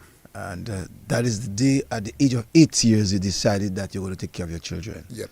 And, And I taught every one of them to work. I don't give them anything free like that. Every one of them. From young, they want money to go to school, they want recess, go and wash the car. Wow. Yeah, you have to wash the car. I pay in $20. We're going to come to that in a while. Let's see what the caller have to say. Good evening to you, caller. Hello? Good evening. Yes. Cecil. Yes. Cecil, when you ask the question about millionaire, you have to take into consideration the debt too, right? Well, every millionaire has a debt, you know. Debt. Yeah, it's always a debt that follows the income. Every millionaire has a debt. Leo will bring you on the program to teach some economics. I suspect that. Leo, I know Leo would call back to say that, you know. So yeah, so I know I had an interview once with Mark Milan, and he was giving me that same story that all of his children had to come and work in his business place, and they had to be paid. And you are saying to me that you have brought up your children the same way? Yeah, you see, not because you have to just give your kids everything they ask for. So my children will want money to and they're listening now, to do anything when they're growing up. Their money to go to that, money to put on their phone, money to whatever their recess at school.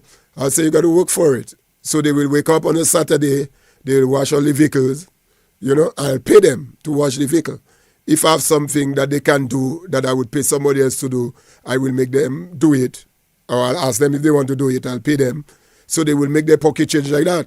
So they grew up with that attitude of work, that they're in the States now and they're working. They went to school in the States and work while they were going to school. Because I trained them to work. Someone just said that Bubbles not in vehicle under air condition. Bubbles like to walk. Yeah, I walk plenty. As you can see, I fit, I walk. I mean, if I have to go to Roseville, I'll drive, but I normally walk, park my vehicle. When I'm in Roseville, I park my vehicle also one place and I walk all over the place until I'm ready to go. When I'm possible, I park my vehicle and I walk. No, your children, as you said, are listening. I wonder tell me each of your children how they, maybe in maybe one or two words, how they describe you. Great dad. Every one of them. On Father's Day, they will send me a line, and sometimes it brings tears to my eyes. They're really proud of me. I would like, if they're listening to, as you said, they're listening, to just give me a call. And when you give me a call, I'm going to ask you to give me a word, just one word, how you describe your dad. I really want to hear them, you know, because that says that you are, I don't want to say a tough dad, but you taught them how to work hard. Oh yeah, my wife worse than me. Wow. Yeah, my wife worse than me. My wife would tell our last son was going to school, and my wife told him, get a job. Get a job?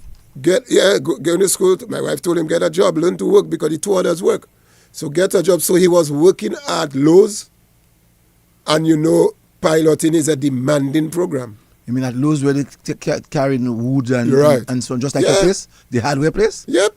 My son would go there from 9 o'clock in the night to 6 o'clock in the morning, working. I think maybe 3 days or so a night. And then go to school at 9, 10 o'clock to about 4, 5 o'clock, go and fly. You have to train them this way, because you want what you want to cultivate in them is an attitude of work, you know, so they don't have to depend on you. Boy. Yeah, I train all my second boy doing his doctorate now, and he's teaching at the school. He's in the lab working, you know, and he always, sometimes when his mother don't send up money to pay his rent, he paid it. He paying it. Wow. You know, because he's doing something.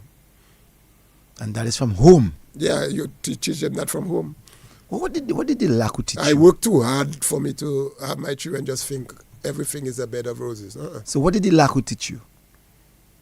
When you say the Lakou in terms of? The yard. What's your yard taught you?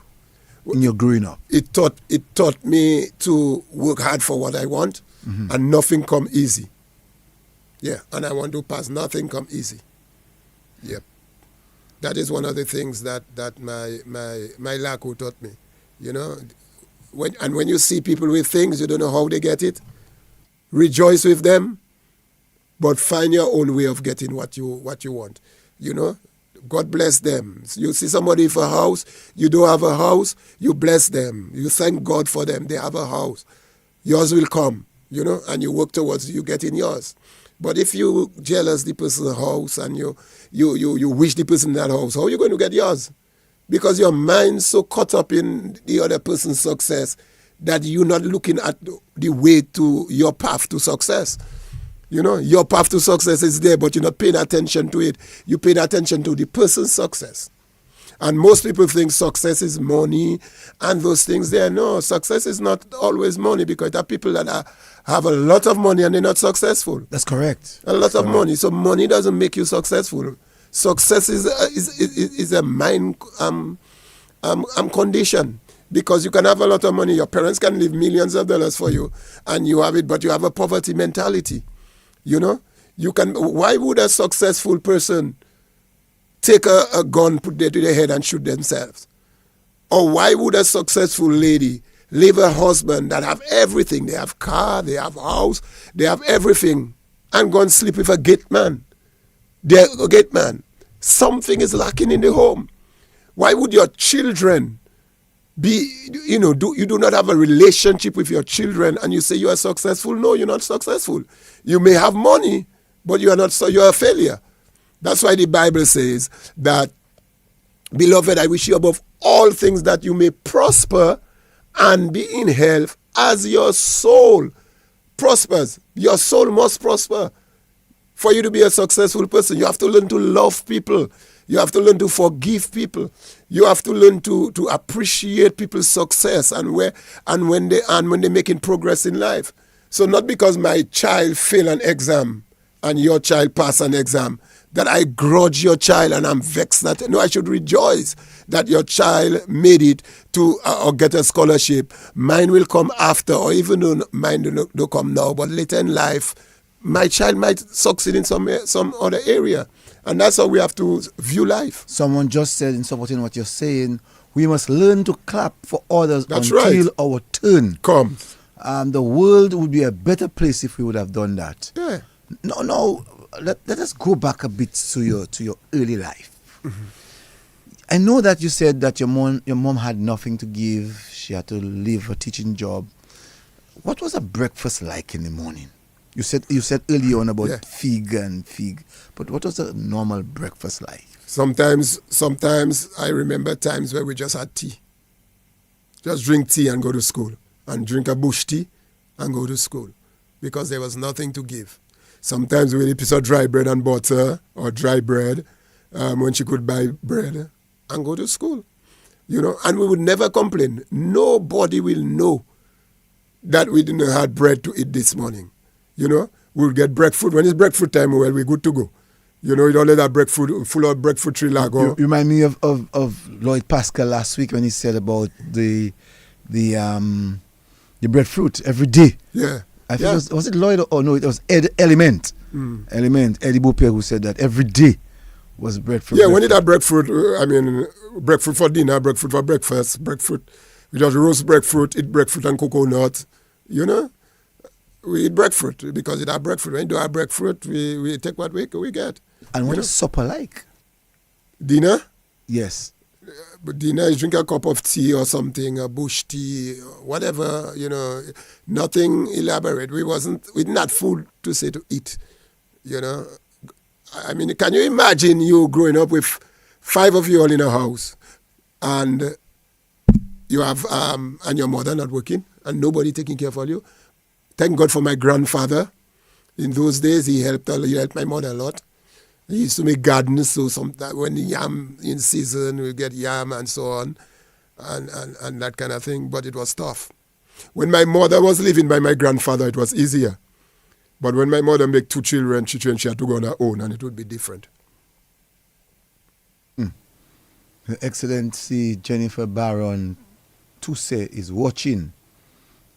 Shema John is also watching. So you have Her Excellency Jennifer Baron Tuse, whoever that person is actually watching. Now, you spoke of your mom's room, this cabin. But then, right, that's a story. What about peeping in bed? Right, that's a story about penis. And penis. Boy, let me tell you, because it's one little old house. Oh, and I have something to tell you. But old house, one little bedroom and the living room. You know, the houses are separate into. So one is the bedroom and the other one is the living room, kitchen outside on freestone and so on and so on and so on and so on. So we used to put the bed down and we used to sleep on it, and we used to pee in bed. So the house had penis, man. Sometimes I used to take, but I'd like to burst the penis, man. Cecil, I used to put, them house have those split in the wood. Yes. And the penis, I'd like to go there. In between them. In them, and I take in a matchstick, I pass in there and pack, kill that, man. Penis used to bite you up. And we used to take the cabin in the day and put on the road, on the highway, the road, the Lakou road, to dry. Big smelling pee-pee. And put it there to take sun to dry. I go, boy, Lord Jesus. Let me tell you, when I think of those things there, can you imagine a child doing that now? I don't think that can happen, no? Not now. Not now, boy. Not now. Children. Too much ridicule. What? And it was a normal thing because you're walking on the road and everybody have their bed on the side of the road, so you're not bad because not you alone. You know? Getting when I met my wife, my girlfriend, she was then. I wanted to be, although I love her and I was caught up with her beauty and whatever, but I wanted to marry somebody that loved me for who I am and what I have. I didn't have anything in those things. But my mother's house was burning, and you walk in the porch, but you could see the dirt on there because them board, it's an old house. And I invited my girlfriend then to come. I want her to see where I am living. Come and see where I'm staying. And the only reason I wanted her to come and see is I wanted to see her reaction when she see the condition that I'm living in. If her face would turn up, like, dear Mr. Living, in that condition, Mr. Living, and so.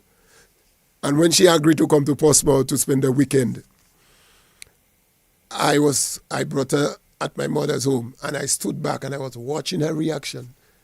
And I see the lady just walk in the house, go inside, greet my mother, sit down on the old chair and just talk and so on without any bad facial expression. I say, that's a good woman, boy. Yeah, that's. But if you see she had turned up her face and give anything, if it's, that would be it. I wouldn't be married to her today. I'm not hearing you. You're talking about penis and peep in bed. You peep in bed? Boys, little peep, I used to peep in bed. You peep in bed? Big man, way. You peep in bed? Yeah, man. All 10 years I peeping in bed. All 10 years I peep in bed. Yeah, not every day, but now and then you peep in the bed as you're growing up older. But which one of us? But Cecil, you never peep in bed now. But Valet peep in bed. Let's go to the telephone. Good evening. Yes, good evening. Yes. Apparently, Bob is the one doing the interview, man. Yes, good evening. Good evening. Okay, it's me again, man. Lakou Podcast. Yes, Philip, sir. Yes, I remember the days when we used to be playing cricket with small breadfruit. Yep. Yeah, and used to make the coconut bat. Used to make the best bat. Yeah, man. And you used to hear your mother shouting, "Gilda, come and wash the plate." Renneth, my come in. Boy, and I was trying. Boy, you just have to leave the. Sometimes he don't want to leave the cricket match, He had to go. Hey, I just remember the times there, man. Yep. Yeah. Yeah. Thanks, man. I was good in domino too, Cecil. I wanted my father sent me buy cigarette for him, my grandfather. I went by Mr. John buy the cigarette, but I sit down on the domino table there playing domino and I forgot my father sent me and buy cigarette, boy. And in front of everybody, man, I got one slap across my ears. When I look, I said my grandfather, because he was waiting for a cigarette and he not seen me and I in the domino business. When Mr. give me this slap, I look at him, I was so ashamed. I tell him he dead. And I run home. You had to say something. I had to say something. I was ashamed. You had to say something. Good evening to you, caller. Good evening. Hello? Good evening to you, caller. Yeah, Renneth Alexis Jr. calling. Huh. Hey, my son. That's my first boy. One word of your daddy, my brother. One word. Role model. Nice one. I like that. I like that word. Yeah. Yeah. That's my first boy. I'm watching live right now. No, let me ask you, Junior. Mm-hmm. How many of the vehicles you have to wash? How many vehicles? You have to wash. 2, 3. 2 or 3. Wow. And that would pay you $20? And it used to wash cleaner. and how much used to give you $20? It was 20. Yeah. Well, you're exploiting the person, child, man. No boy, I should pay them, but Jerry, I should pay you $10 for one way. But that's outside. When you wash it, you're outside. No, but they used to wash it clean. Yeah, so it used to be 10 for outside. $20 would be like in and out. Right. Okay. Tire shine, everything. Okay. Mm-hmm. What did you learn from all of this that your daddy taught you all? Daddy and mommy taught you all. What did you learn out of this? Well, for one thing, you have to obey your parents. That's one thing we taught. But they also taught us to be independent. Don't depend on them for anything, and always work for what you want. That's one thing. Your daddy is a successful businessman, as many people would say. Do you look at your daddy as a successful businessman? Oh yes, I do. I actually look up to him. Even if like my everyday life, like with work and my personal life, I always look up to him and say like, oh, I wonder what my father would think of that, or how would he react to that. And I would go back in my mind and say, oh well, when he was that age, when he was younger, he used to do this, and he's a successful person. So I always look up to him in that sense. No, Daddy would have given you his story as a boy growing up. What you yourself pick up from that story that Daddy has given to you? Daddy not taking care of him. He had to go and look for his daddy. What story you actually learned from this? Well, my father, he always had to, sweeten it up and make us laugh. Even if it was like a serious, even if it was a serious thing, he would always, try and I guess lively up the moment. But growing up, we were young, so it's like you're not really thinking of it that deep. But now that we're older, looking back, like, wow, that's what he went through to put us in that position to be able to not have to ask for this or not have to we don't have to beg for this, we don't have to beg for that, but it's available if we need it, So it was those stories were interesting. But again, at the time, children, you don't really think of it like that. But now that we're older, looking back, like, wow, that was something else. And props to him for I guess wanting more and keeping his head up. I'm sure that Junior, that you want the world. If you want to say something to your dad now, I'm sure that you would want the world to hear what you want to say to your dad as a great dad. For Minnesota, I don't have anything to say, but thanks for being the great dad you are, and yeah, keep doing your thing, keep being the role model to me and the boys. Thank you. And to others. Try to get your other brothers to call in. I maybe want to hear their one word too. Your own is role model. Yeah, I was actually having issues calling in because I didn't know I could call direct because I thought the phone plan wouldn't go through, but surprisingly good too. So. You could have called. You can give your brothers that number that they can call from the States. It's 305-432-9744. They don't have to pay for that call. Come straight through. Okay. Say that number again. 305 432-9744. Okay. Thank you very much. Yes, thank you very much. All right, JR. All right. All right. All right, bye-bye. Bye, my boy. Yeah. Junior surprise us. Yes, that's a big surprise because they don't like that. They like me. They don't like that. They don't like the mic. They don't like mic and those things. They are behind the scene children. Yeah, so they're not rappers. They're not singers. Wow. That is amazing, eh? The last one play music. He plays guitar. Okay. Virginia Joseph says, "Well done, Junior. Nice hearing your voice." Who's Virginia? Who's Virginia? The auntie? I don't know. Okay, let's go. Oh, Virginia Joseph. Yes. Auntie mother. Yeah. Good evening. Good night, Cecile. Good night. Good night. Brother Bubbles, good night. Night.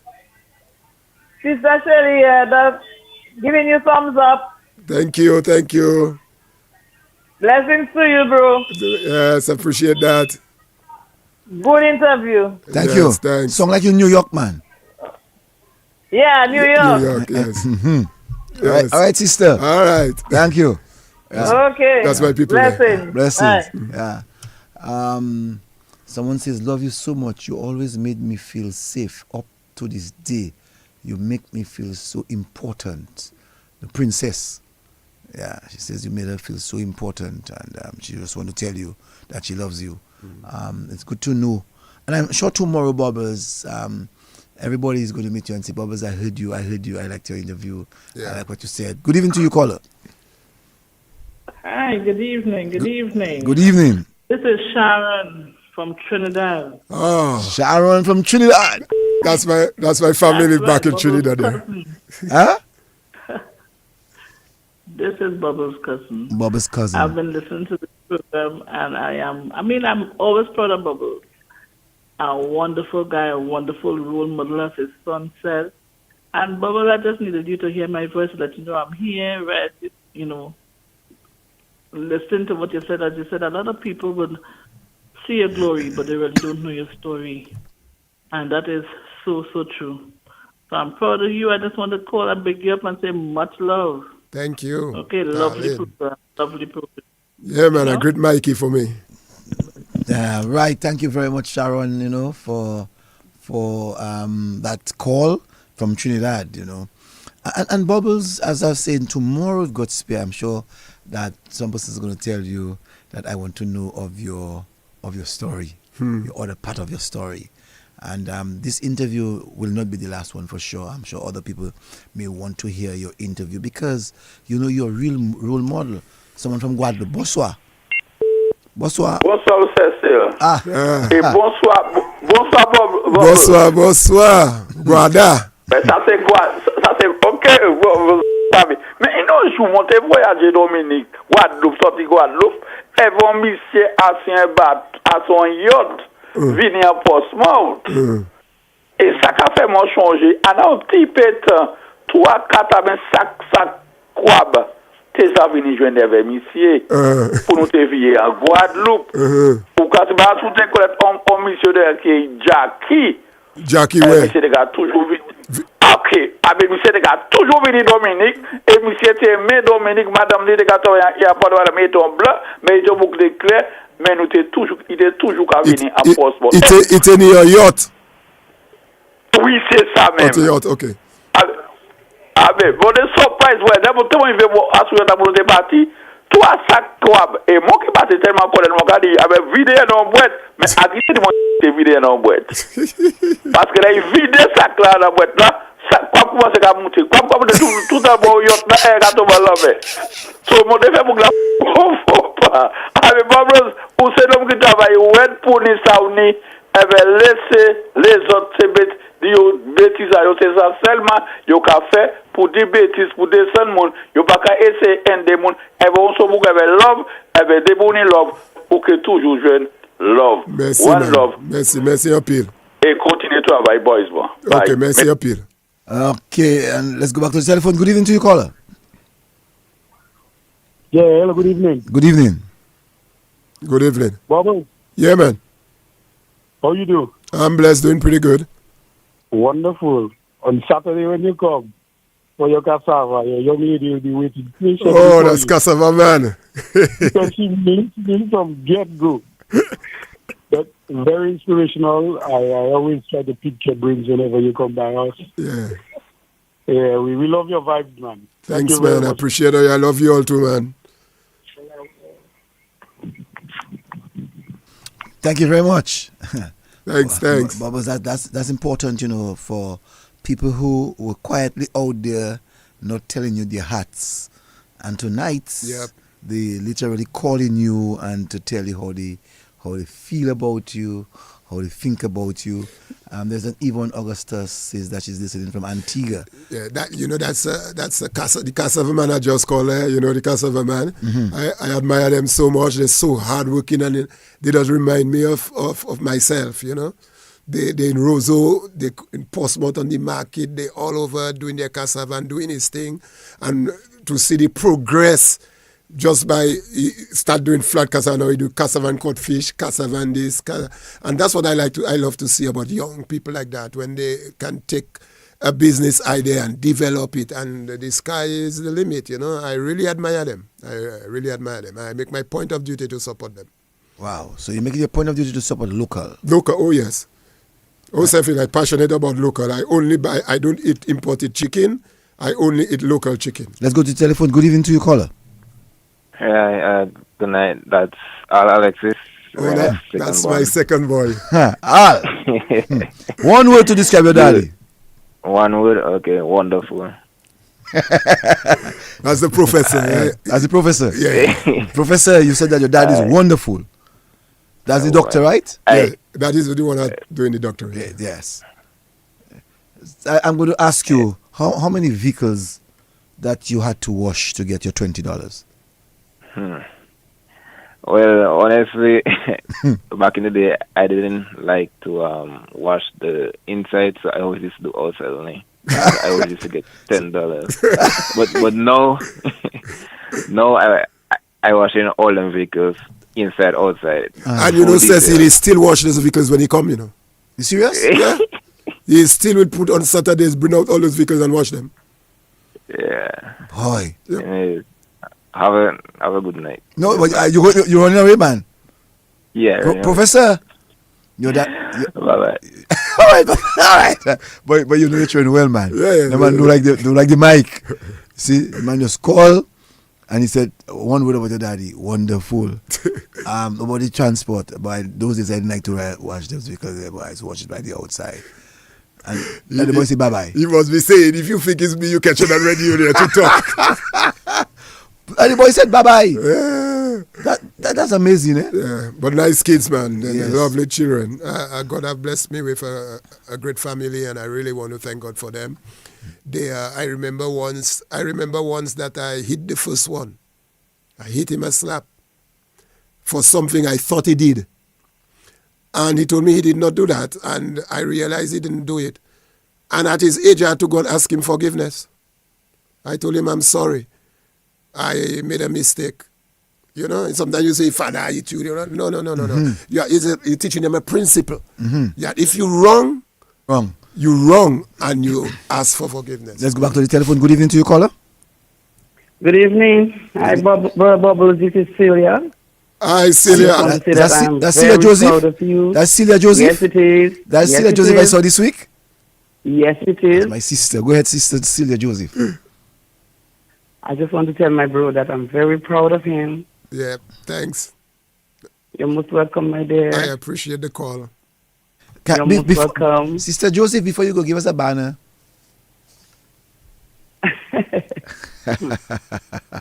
One of the I'm deepest sorry about voice. that. One of the deepest voice I've ever heard. Is Celia. Sings well. She sings well. Thank you, Sister Joseph. You're welcome. All right, bye bye. Blessings, man. See you. All right, yes. Good evening to you, caller.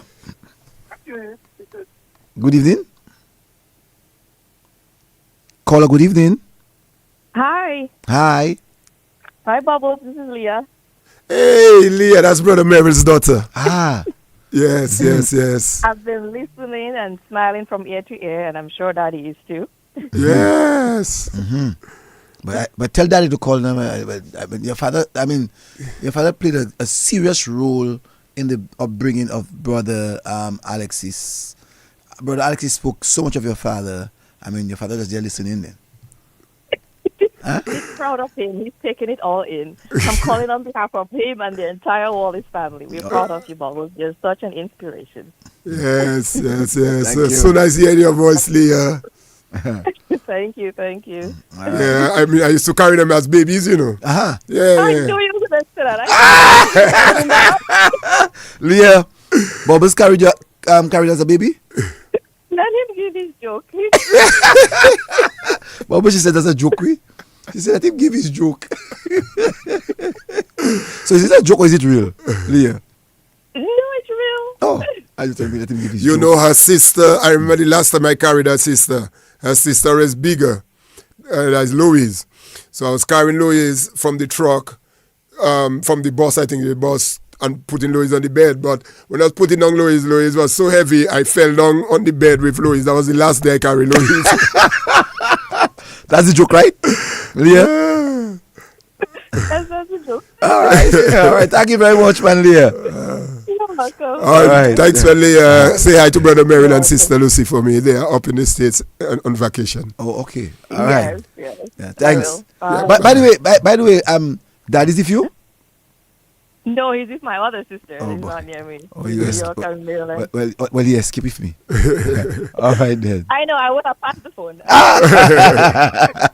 All right, then. Thank you. All right, take care. Yeah, take Bye. care. Yeah, bye. But I mean, Bubbles, I mean, it's like family. Yeah, man. Brother Merrill took you under his wings and to this present day, you know. I remember Brother Merrill had gone up for politics, right? You remember in the days? No, it's Brother Murphy. Murphy, yeah, Brother Merrill, Murphy. Let's go back to the telephone. Good evening. Good evening. Hello, good evening. Good evening. Yes, good evening. Yeah, good evening, Cecil. Good evening, Brother Bubbles. Good evening. Good evening. I'm not sure if you can make up the voice, but I will. No. Well, I'm happy, but I really want to commend you tonight. And one of the things that I want to specifically mention is the commendable job that both you and Sister Evelyn have done on the three boys, JRR and Seth. Is that sharp, please? Because you know, people, we always say that boys are difficult to raise and boys are difficult to bring up. Mm-hmm.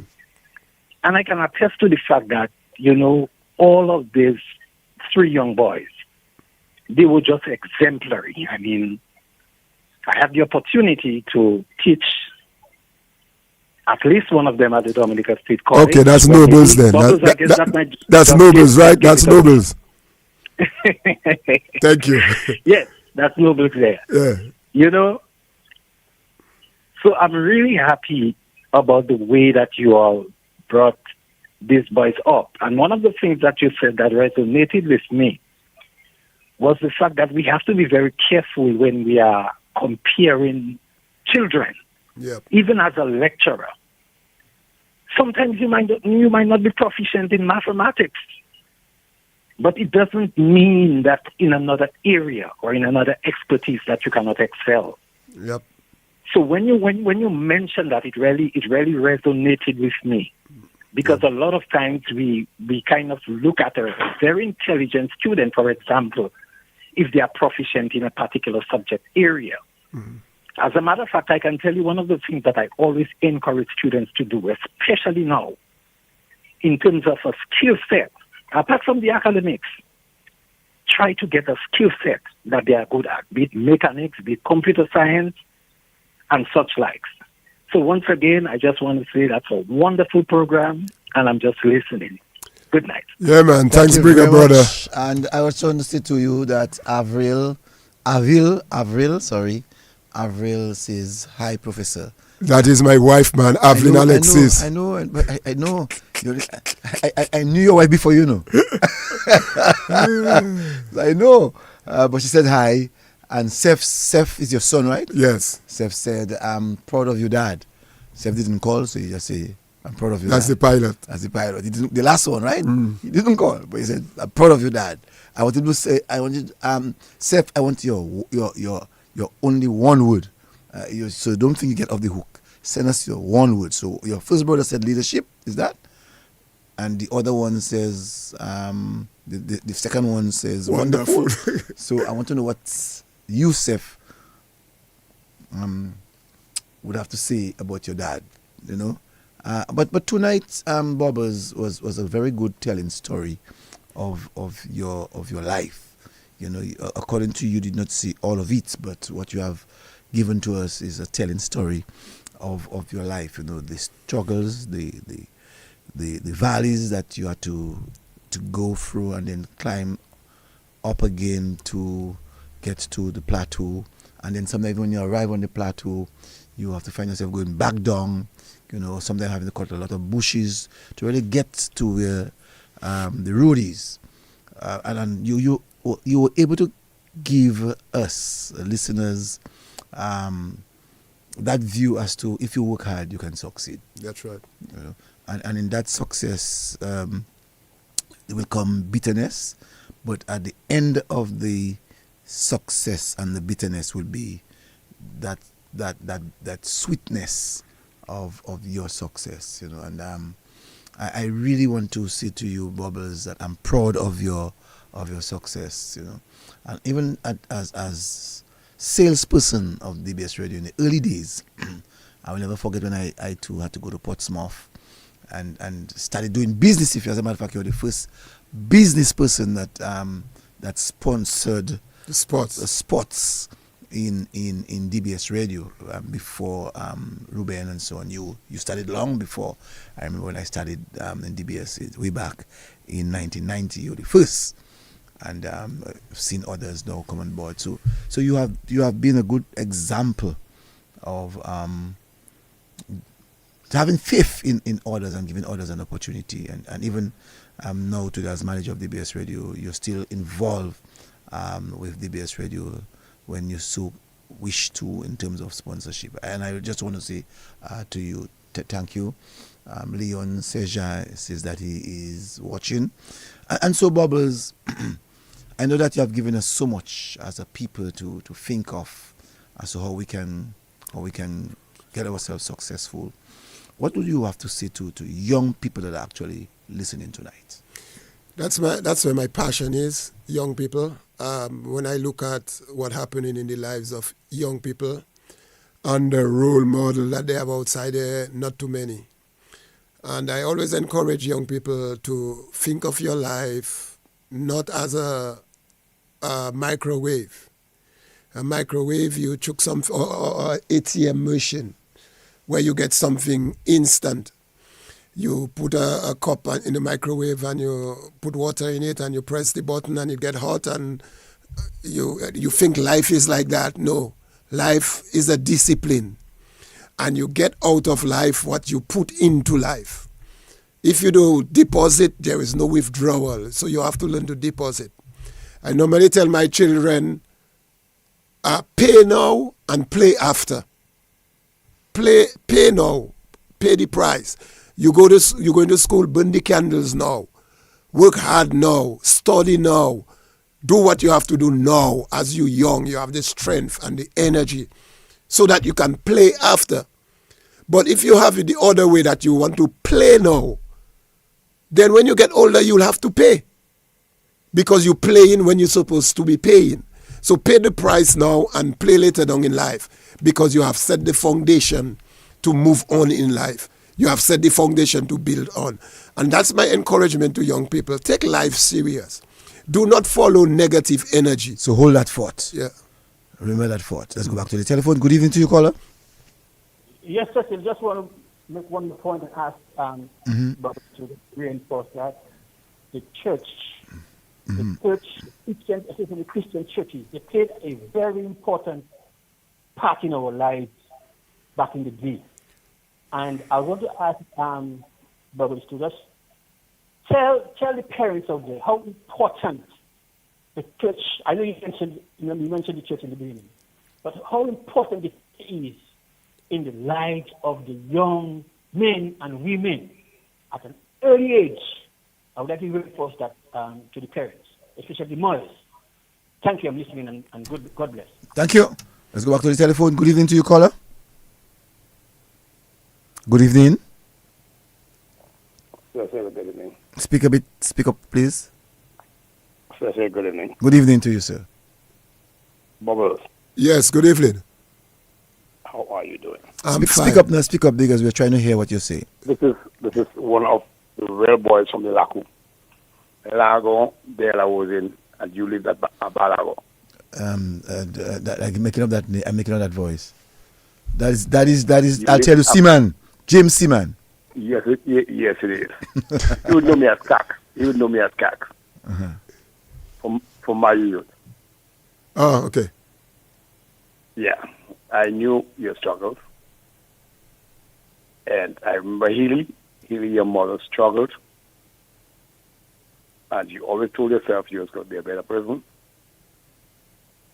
And when I heard that you were a member of Brother Merrill's Pentecostal Church in Vegas, Yeah. I knew you were in good hands. You didn't go to Pastor Bell. I knew both you and Merrill, because Merrill was from Grinch. That's where I resided. I knew you from Abalago. Yeah. I know the story of the crabs. I know Miss Healy. And I must say, it would be remiss of me not to have called tonight. Wow. To celebrate in your achievement, my brother.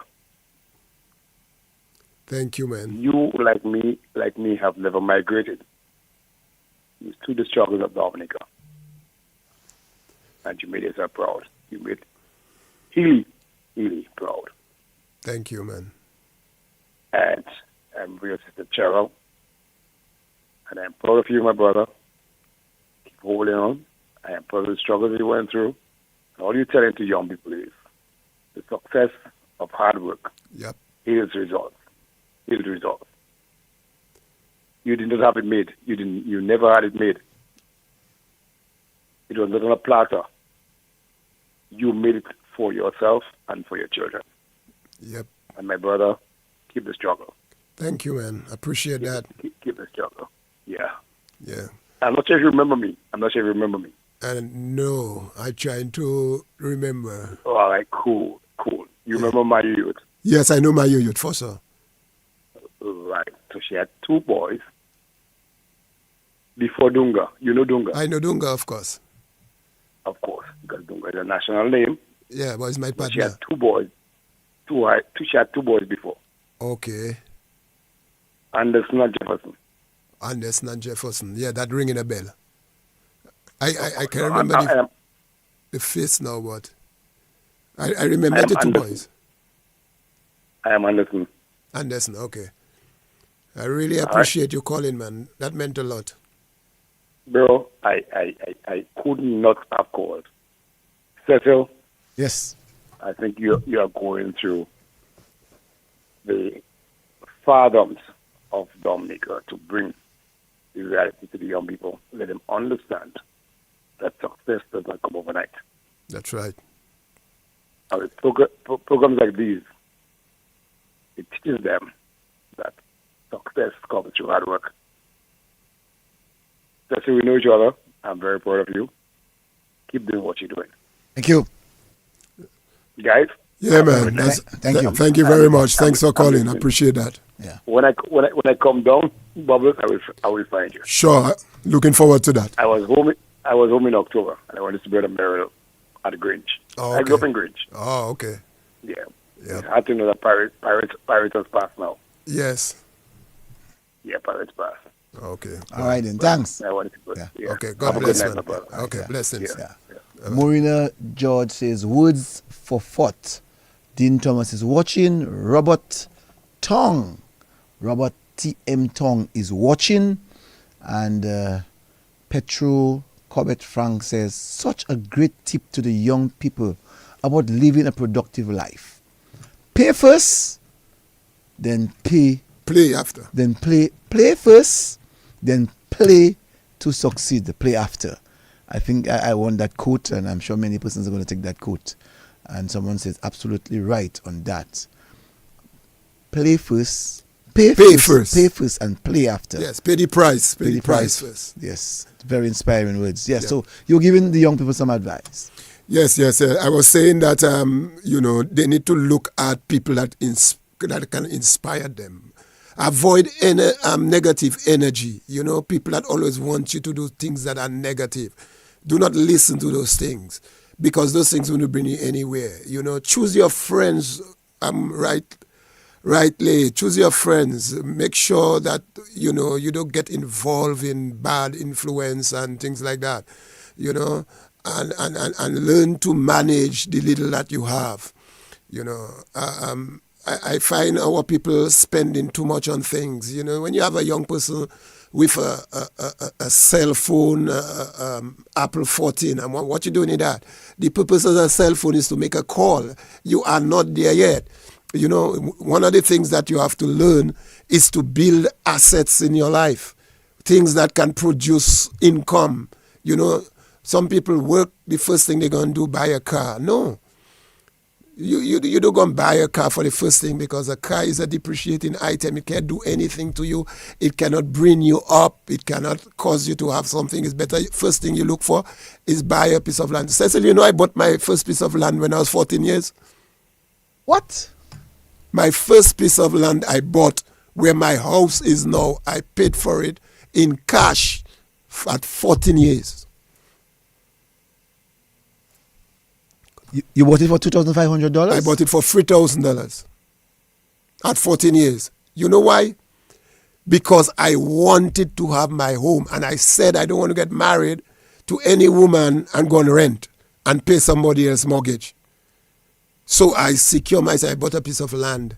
So anytime I get married, I will be able to. And then my same uncle, I saw him bought a piece of land. So I went to the old man and I make him sell me a piece of land close to my uncle. So these are the kind of things, encouragement we need to give young people advice on. I was listening to a radio. I was driving, and just before you say that, someone says that you should copyright that quote. Play first, play later, by Mr. Alexis Bubbles. Yeah. Let's make that go viral. Yeah, go ahead. Yeah. No, I was driving. I can remember I was by a bus talking, and some program was going on. And I hear people calling out young people to go and demonstrate. I asking myself, for what? I mean, that's the advice you give to young people? To create an uproar, to create a scene? Why don't you call the young people and say, hey guys, let's keep a seminar. Let me teach you how to be successful. Let's keep a seminar. Let me teach you how to use what you have to produce. I always tell the young people, when you have a talent, God give you that talent for you to live. So if it's music you can pay, God give you that talent for you to live. If it's bakes you can make good, God gave you that talent for you to live. Make bakes and sell bakes. That's what we need to encourage our people to do, and not to get in things that will bring them lower. We need to lift up our young people. So that's why I have a passion for young people. I in church, when I talk to young people, I encourage them. When they do well in church, I clap them. If they do well, I tell them they can do better. Just work harder next time. These are the things that you have. The same thing I want for my children, I want it for other young people. And I believe that's the kind of encouragement we should give to our young people in the country. Teach them to succeed. Let them work hard. Teach them what hard work is. Teach them not to waste. Teach them not to spend on unnecessary things. Teach them on the importance of things in their life, like their priorities, and how to set their priorities right. How not to place their priorities on external things, but build character inside them, build wisdom, let them spend time, developing themselves so that they will have a brighter future. That's what we have to teach our young people. Bubbles, You have made it to 11 o'clock. Our last words, and I know that we can go on and go on and go on. Inspirational. Tell us your conclusions. I want to say, Cecil, thank you very much. When Bryn came to Portsmouth and asked me if I want to come on the Lakou, I go to tell him no because, I don't like being in front mic. I don't like talking a lot. But I just tell him yes. And after he left, I say, but what I tell Bryn then? I tell Bryn, yes, man. But I think it was a great night, and I want to thank you for the invite. I want to thank you for making me feel very comfortable in front of the mic, and to be able to share my story. My story has been one that even inspired me myself, Wherever I go, I share my story. I testify of little bits and pieces. I'm looking forward to putting that, as long as I could get some help somewhere. In terms of writing my story, I want to put my story in a book. And I think it will minister to a lot of people. So I really want to thank you. I want to thank all the people that called. I want to thank my family and my 2 sons. I never expect my children wouldn't do those things. That really, really surprised me tonight for calling. And I want to thank God for them. They are really an inspiration. My wife, that is my heartbeat. And she is the wind behind my success. Even when I wanted to really go deep into business, I realized that I needed a wife that would help me. And I was able to send her to school for 5.5 years in New York. And she came back there working together with me. So most of what people see in the organization, she's at the back of it. I'm the go-getter, but she's the organizer, and I want to thank God for them. And she has been a great mother to my children. I want to thank God for my mother that I love so much. And my mother will call me to wish me happy birthday and just start to cry, and the relationship that I have with all my siblings. So I want to thank God that he has been good to me. And I just wish Dominica well, and I bless everybody that listened and wish me good. And I'm sure your entire church is listening. And my entire church is listening. My pastor, Pastor Eddie, and his wife, Sister Kanja George. I admire them, and they are my bosom friends. And I want to thank God for them. All my brethren and everybody, God bless you all. And it was a great night being with you and sharing this moment. Nan and Andrew, I just want to thank you very much for listening for the first time so long.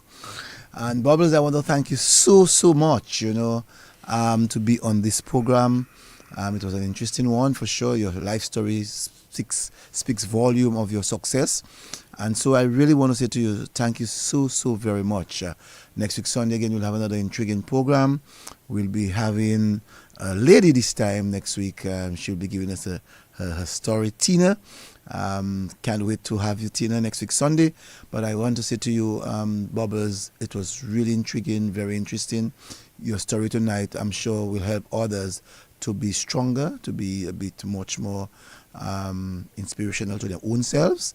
And you actually tonight, inspired me to do much more than I have already given. And I really want to say to you, God bless you, safe travels home. And tell Avril I said good night and thank you for listening yourself, and to your entire family I want to say thank you, Bubbles. Thanks again. Thanks a lot, Cecil. Yes. Blessings. For the first time since it won power 30 years ago, the largest opposition party, the Democratic Alliance, will take on 6 ministries, including Home Affairs and Agriculture. 6 other portfolios are to be shared among smaller parties. The ANC will continue to hold 20 posts. Mr. Ramaphosa explained how the roles were decided. We have had to consider how to form a new government in a manner that advances the national interest, that also gives due consideration to the outcome of the election, and that makes use of the respective capabilities